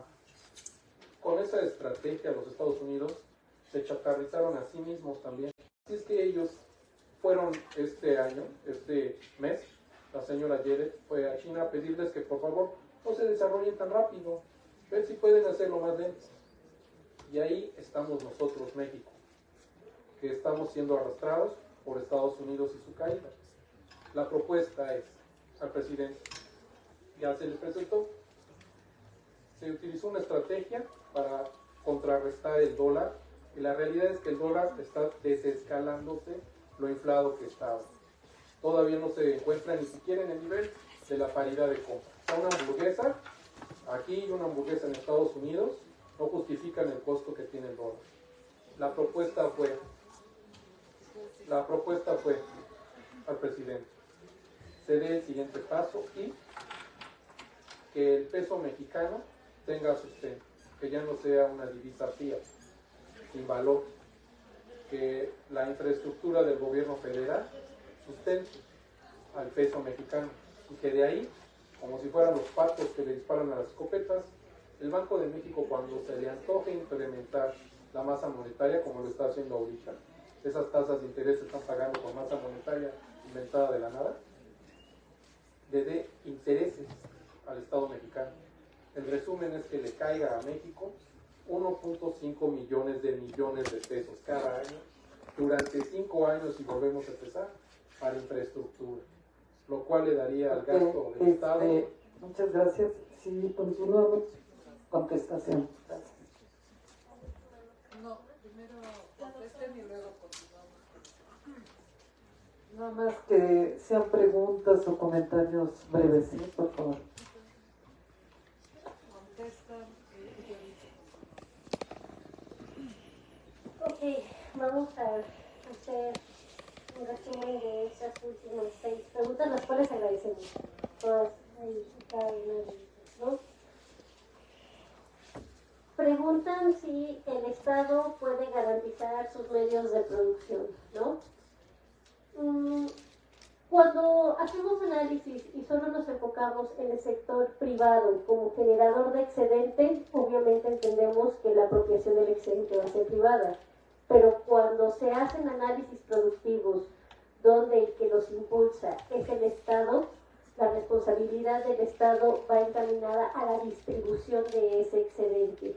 Y esa distribución también pasa por la reinversión en el corto plazo. Nosotros vimos aquí una gráfica en la cual viene la formación bruta de capital fijo y se muestra súper acelerado en los últimos años, insisto, después de pandemia. Entonces aquí lo elemental es que no todo el excedente se tiene que transformar en ganancia privada. También hay excedente que se reinvierte y hay excedente que se distribuye y hay excedente que puede tener otros usos. Como parte de la agenda, la pregunta de la agenda para la 4T, yo no podría responderla, no conozco la agenda de la 4T, quizás si la web me invita a Claudia Sheinbaum podríamos preguntarle y yo me uno y sintetizo, pero no sabemos la agenda como tal. Sé que hay discusiones en materia de política económica, habría que seguirlas y habría que discutirlas aquí en la universidad.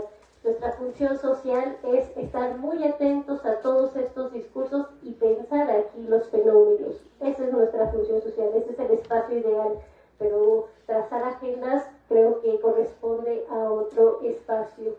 En el tema de los migrantes, es un tema súper importante porque en la diapositiva presentamos al sujeto protagonista del neoliberalismo, el capitalista transnacional. Pero nosotros sabemos que todo sistema requiere el explotador y el explotado. Hablamos del explotador y ahora hablamos de la clase trabajadora transnacional que tiene expresión justamente y sectores mucho más precarizados y hasta violentados, porque no solo se les explota laboralmente apropiándose del trabajo que realizan, sino que además no hay ningún Estado que les garantice los derechos humanos mínimos.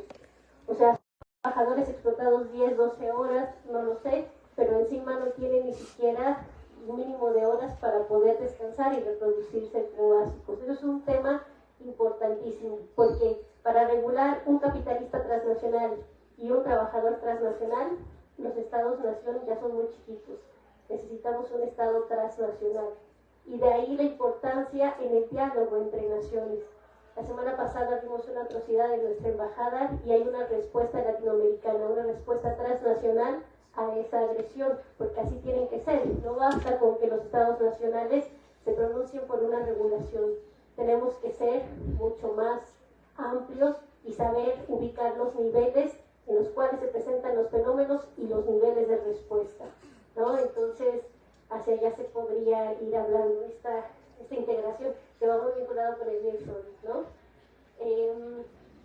Y el tema de la última pregunta, yo no creo que el enemigo sea China, tampoco creo que el enemigo sea una bandera con estrellas y barras blancas y rojas. Los enemigos, bueno, no me gusta la palabra de enemigos, pero si queremos hacer análisis sólidos, podrían ser mejor de clase, ¿no? Hay políticas económicas que responden a intereses específicos. O sea, no es que se firmen acuerdos comerciales en abstracto, banderas por banderas, sino que son representantes de segmentos de la población. Y si nosotros no tenemos un segmento social fuerte, ¿cómo vamos a hacer oír nuestras demandas, nuestras necesidades, nuestros intereses? Por eso me gusta que una de las banderas que se tengan ahora es soberanía, pueden haber potencias que están emergiendo con políticas bélicas, con políticas pues que no van en pro de la reproducción de la vida social, que es lo que nos interesa a los economistas. Pero si nosotros tenemos una nación que efectivamente ejerce su soberanía, es decir, que es capaz de tomar las decisiones en torno a qué rumbo económico vamos a seguir, tenemos otro escenario y ahí podemos ver. Y pues para estos apartados bélicos, no sé exactamente cómo se haga el análisis de quién ganó, quién no la Guerra Fría, pero sí me recuerdo una frase que decía mi abuela, que otra victoria como estas y estaremos perdidos, ¿no? Entonces nosotros necesitamos tener efectiva soberanía política y económica. Sí, muchísimas gracias. Rápidamente también porque hay una energía aquí interesante para recuperar. Una es del compañero, ¿no? Que donde se sostiene, pues es que el reconocimiento de que los procesos económicos van teniendo un esquema siempre de multiplicación de valor, ¿no? Es decir, el mismo proceso en sí va generando nuevos procesos que antes no existían, ¿no? Ese es el sentido de la multiplicación y ese es el sentido del objetivo en última instancia, ¿no? De que tú le vayas robando peso de deuda y que vayas generando mayor presupuesto de gasto productivo en los presupuestos futuros porque tienes una base material de valor amplia, ¿no? Ahí donde recuperamos a Marx, ¿no? Que siempre hay que recordarlo porque la ley del valor es eso, ¿no? Si nos ajustáramos nada más a la visión subjetivista de los mercados, pues ahí nos encuentran para siempre, ¿no? Y acá de lo que se trata es precisamente apostarle al gasto productivo, pues tiene esta facultad de ampliar los esquemas de nuevos procesos, ¿no? En el sentido de la praxis que decía el compañero, este también es un gran tema y de hecho está en la agenda de Claudia, que tiene que ver con, bueno, no sé si en ese mismo sentido, pero bueno, lo digo en el sentido que creo que es necesario, la reforma administrativa. O sea, sí tenemos que pensar no solamente en recuperar el Estado, sino en generar una dinámica nueva en la estructura organizativa del Estado, ¿no? Donde uno de sus centros neurálgicos pues tiene que ver con la acción de gobierno y que sin duda, o sea, una cosa es cómo pones las cosas sobre papel o en el plan y otra cosa es la ejecución y creo que ahí pues hay mucho por recorrer porque incluso hasta hay una herencia de formas jerárquicas vetustas y que ahora se necesita otro tipo de principios para que puedan llegar realmente a los objetivos últimos, ¿no? Y en última instancia, quiero señalar aquí algunos elementos. Recupero ahí la preocupación porque sin duda, y eso es lo que decíamos al inicio del polo dominante exterior, de que estamos en un mundo que no es un jardín de niños, ¿no? En el sentido de que esté en paz o de que nada más sea la fuerza de las ventajas comparativas, como nos decía David Ricardo, ¿no? Sino de que estamos realmente con relaciones de dominio potentes y que sabemos que la estructura de dominio a través del dólar pues, es fundamental, ¿no? Además son los tres elementos que no hay que olvidar, ¿no? Es una triada, es la Reserva Federal, es Wall Street y es el Pentágono, ¿no? Y de conjunto son los que están generando toda esa legalidad. Nada más que a mí aquí sí me gustaría recurrir, porque una cosa que sí yo no estoy de acuerdo, coincido con la doctora Carolina, de que no se trata de que nos afinquemos en la distopía o en la discursiva de enemigos, sino de lo que se trata, sino de lo que se trata es de que la evolución del sistema económico es una evolución material. Decía Marx en una conferencia que se llama Salario, Precio y Ganancia, no necesitamos saber qué es lo que quieren o hasta dónde quieren los capitalistas. Ya sabemos que la lógica es de acumulación en estos términos que se están señalando.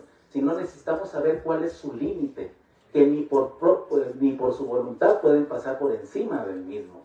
Entonces, ¿qué quiere decir esto? De que los movimientos que estamos señalando ya suponen el imperialismo norteamericano. Es decir, todo lo que estamos discutiendo ya está supuesto. Ahorita comentaba el compañero que es una información que no lo vamos a encontrar en ningún otro lado. Compañero, discúlpeme, pero está Iván Mesaros, están los tradicionales, Lenin, está Rosa Luxemburgo, más atrás en la primera versión, pero está Mauricio Lazzarato también, está toda una discusión que viene acompañando toda esta reflexión y que extrae los supuestos sin duda, ¿no? Sin duda de lo que estamos aquí discutiendo. En última instancia lo que se trata es lo siguiente, no es el asunto económico separado del poder político. Por eso nosotros hacemos la recuperación no de la economía neoclásica, sino de la crítica de la economía política, porque sabemos que son fenómenos entrelazados y que sin duda vemos, por ejemplo, ahora con los BRICS, que uno de los elementos esenciales es el proceso de desdolarización, efectivamente. ¿Y qué significa? Que el proceso de desdolarización apunta a lo que bien comentaban, las monedas, ¿por qué valen? ¿No? O sea, el dólar vale con esta fuerza, con esta triada que hemos estado señalando, y que lo que tenemos que habilitar es la gran pregunta, que es una de las cosas que estamos trabajando también, es cómo vamos a entender cómo se ve la economía planetaria cuando se le libera el sistema de crédito de esas garras imperiales y empieza a funcionar otro sistema. Dale. Gracias. Ángeles. Sí, muy buenas tardes. Voy a preguntar, sí. En todo el análisis que plantearon, a mí me faltó una línea, que sería la sustentabilidad. ¿Hasta qué grado se pierde producto por no mantener y por permitir la explotación de los activos agotables? Esa línea de sustentabilidad no la visualicé. Y el fomento a la economía circular. Y otra pregunta sería, ¿por qué apostar exclusivamente a una centralización de un impulso financiero en un banco central y no impulsar cajas de ahorro popular en sindicatos, en poblaciones, que le daría una fuerza de presencia mucho mayor al sistema financiero? ¿Sí? Gracias.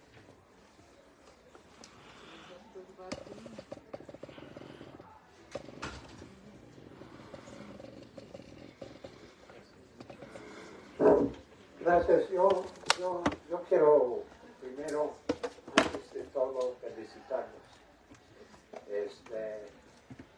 Felicitarlos por 2 o 3 razones. Primero, su dinámica interactiva fue fabulosa. Muchas gracias. Lo hizo accesible y representa una claridad de preparación que agradecemos.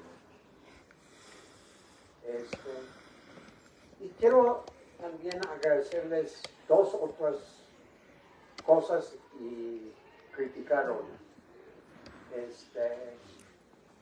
Es implícito, bueno, hacia el final ya llegó a ser explícito su crítica al Banco Central, la autonomía del Banco Central. Yo les doy la oportunidad. Yo creo que esta racha de aumento de tasas de interés es absolutamente nefasto para la dinámica y el futuro de nuestra economía. Aquí, por no hablar de la economía mundial. La otra cosa que quiero felicitarles es implícita en lo que ustedes dijeron, no creo que lo dijeron explícitamente, la necesidad de una reforma fiscal. Entonces, yo les pregunto a ustedes, ¿por qué la terquedad de alejarse de este tema, según su entendimiento? Y finalmente, sí, yo creo que voy a refrendar lo que dijo mi colega hace unos minutos.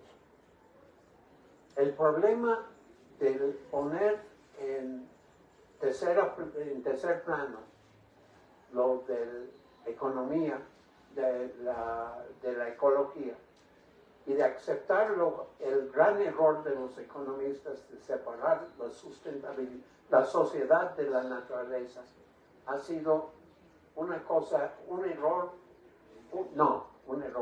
un pecado grande de este gobierno, y yo sí me lamento que es un error, una ausencia hasta ahora de la campaña.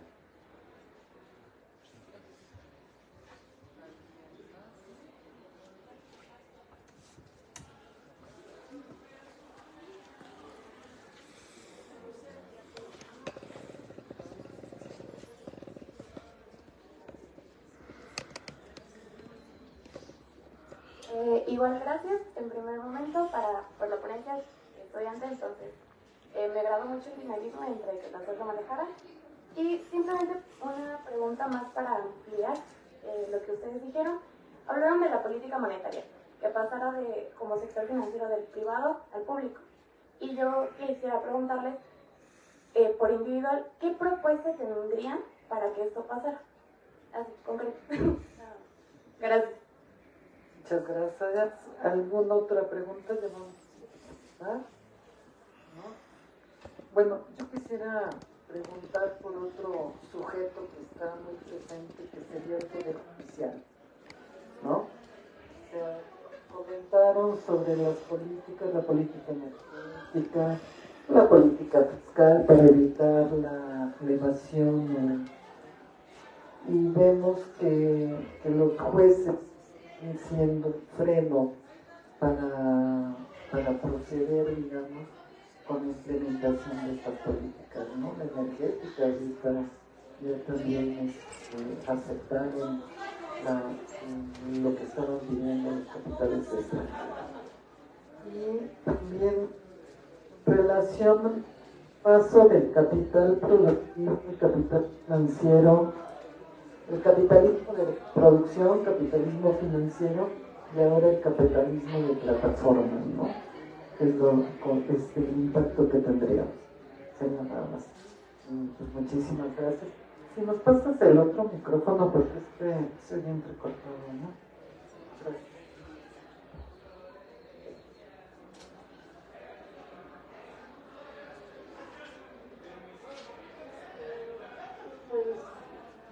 Una vez más agradecer muchísimo las preguntas y las porras.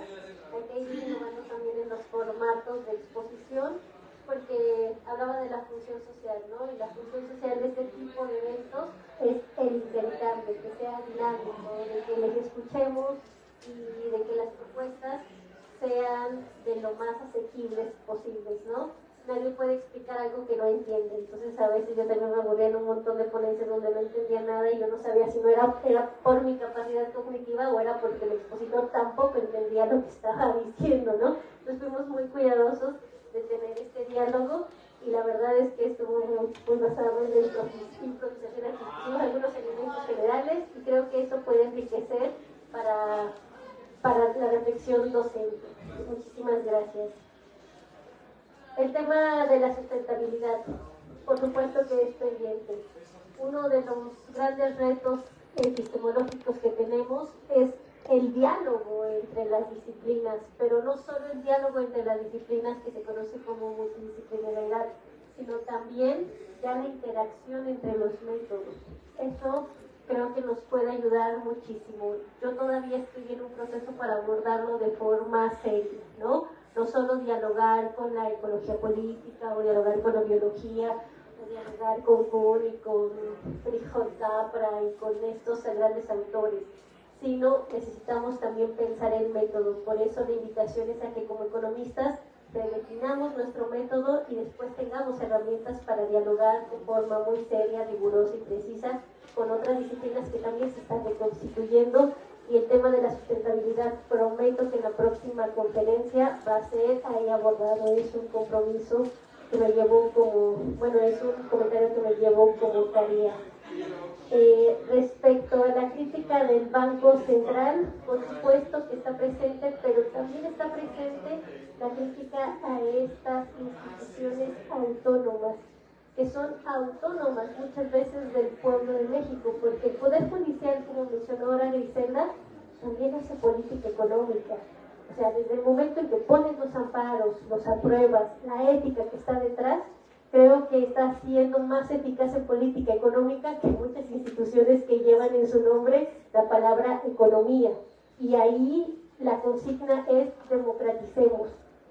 El Banco Central, con su autonomía en el 94, dejó de ser democrático. O sea, generalmente escogemos a los diputados, senadores y presidentes de forma democrática. ¿En qué proceso democrático se elige la Junta de Gobierno? ¿En qué proceso democrático se dice cuál va a ser el objetivo principal del Banco Central? Bueno, Eso igual si no no alcanzo existe, con ¿no? él, también se Entonces, las paso. ahí es donde nosotros podemos comenzar a comportarnos como miembros del Estado, porque también es fácil decir, no, es que el Estado tiene muchas carencias, y tú dices, pero el Estado también somos nosotros, son las universidades, somos las personas, es el presupuesto, son los partidos políticos, son todos somos el Estado. Entonces hay que ser un Estado muchísimo más participativo. Insisto, no volveré a separar en el próximo análisis a la naturaleza de la economía, así que ya no dormiré en las próximas horas, pero creo que es algo fundamental que tenemos que ir viendo. Y pues eso sería como mi comentario general de las preguntas. Muchas gracias. Bueno, pues sin duda lo pondría así, tema específico de la naturaleza. Y esto, la visión tiene que ver con la teoría de la crisis de Marx, que indica que los modos productivos van siendo una combinación entre dos elementos, dos motores. No son las fuerzas productivas alcanzadas. Es decir, no es lo mismo una sociedad que utiliza el carbón que una sociedad que utiliza baterías litio. O sea, va cambiando, pero no solamente de recursos, sino también de funcionalidades, ¿no? Hace poco estábamos en un museo donde se hablaba de cómo se generó el hecho de que fuera la misma hora a nivel mundial, ¿no? En Inglaterra. Tiene que ver con que estableces de que sea la misma zona horaria, ¿no? Que eventualmente es la que permitió la fuerza financiera, ¿no? Que pudiera generar ahí un mismo entorno de tiempo. Pero aquí, por ahí quiero entrar. Cuando haces modificación de la temporalidad, ese también es una relación con la naturaleza.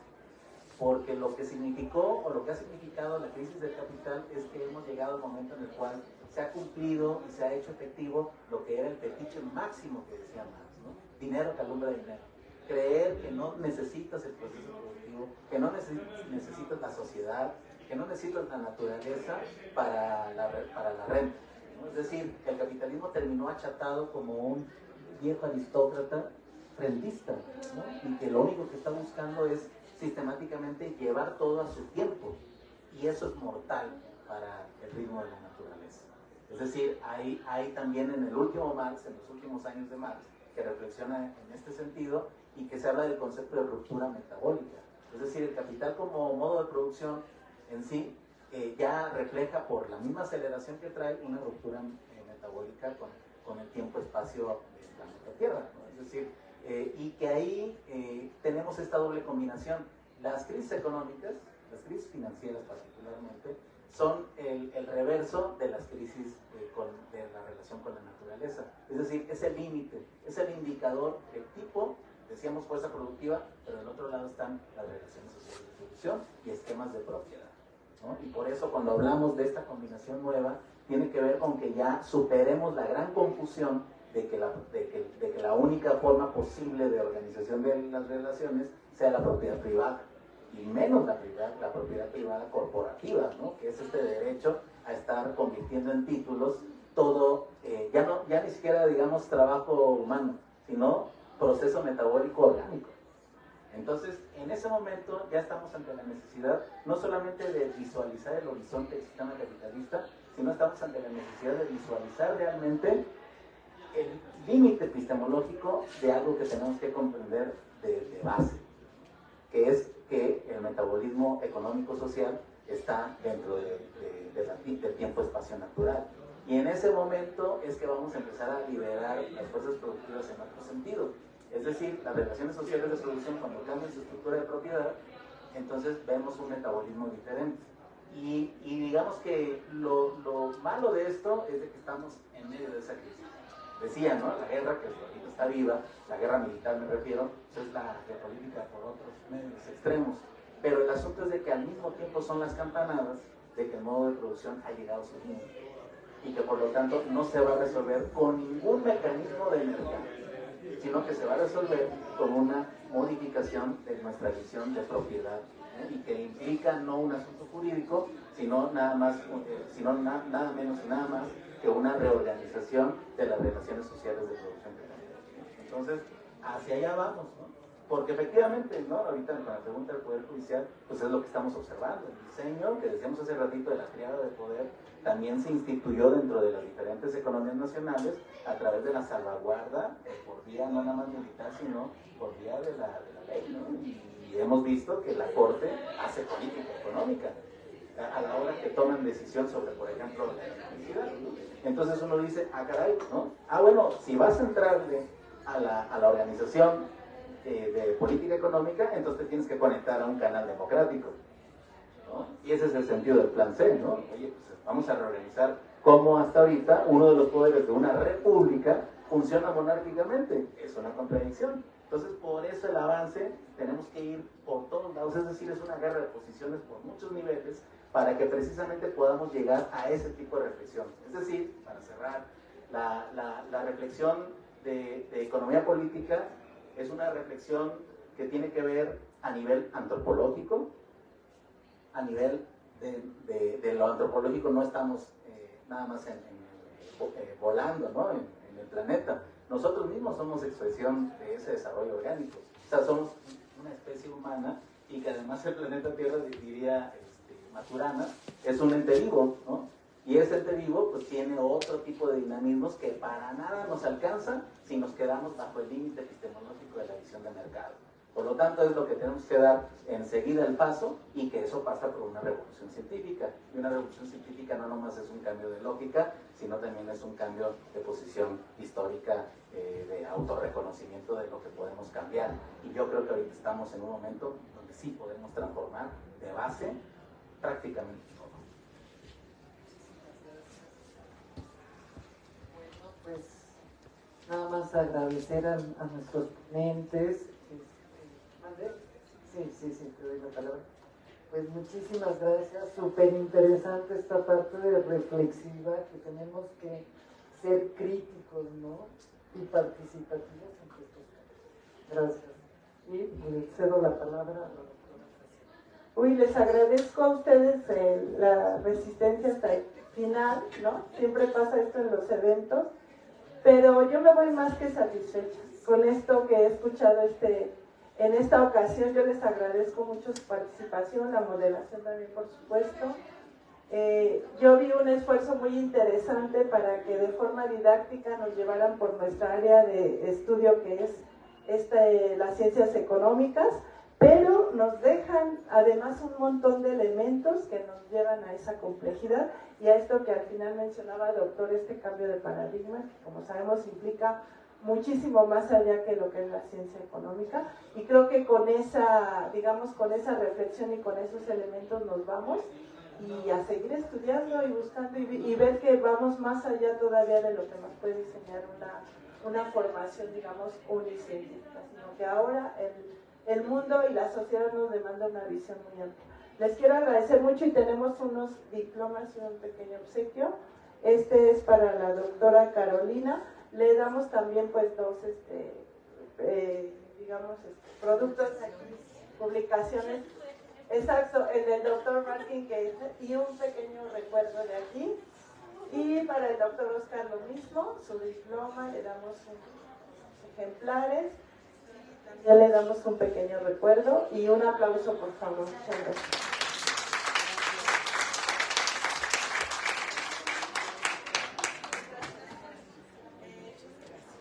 Nuestra próxima conferencia será el 28, 25, el 8 de mayo. Le tenemos un invitado también de la UNAM.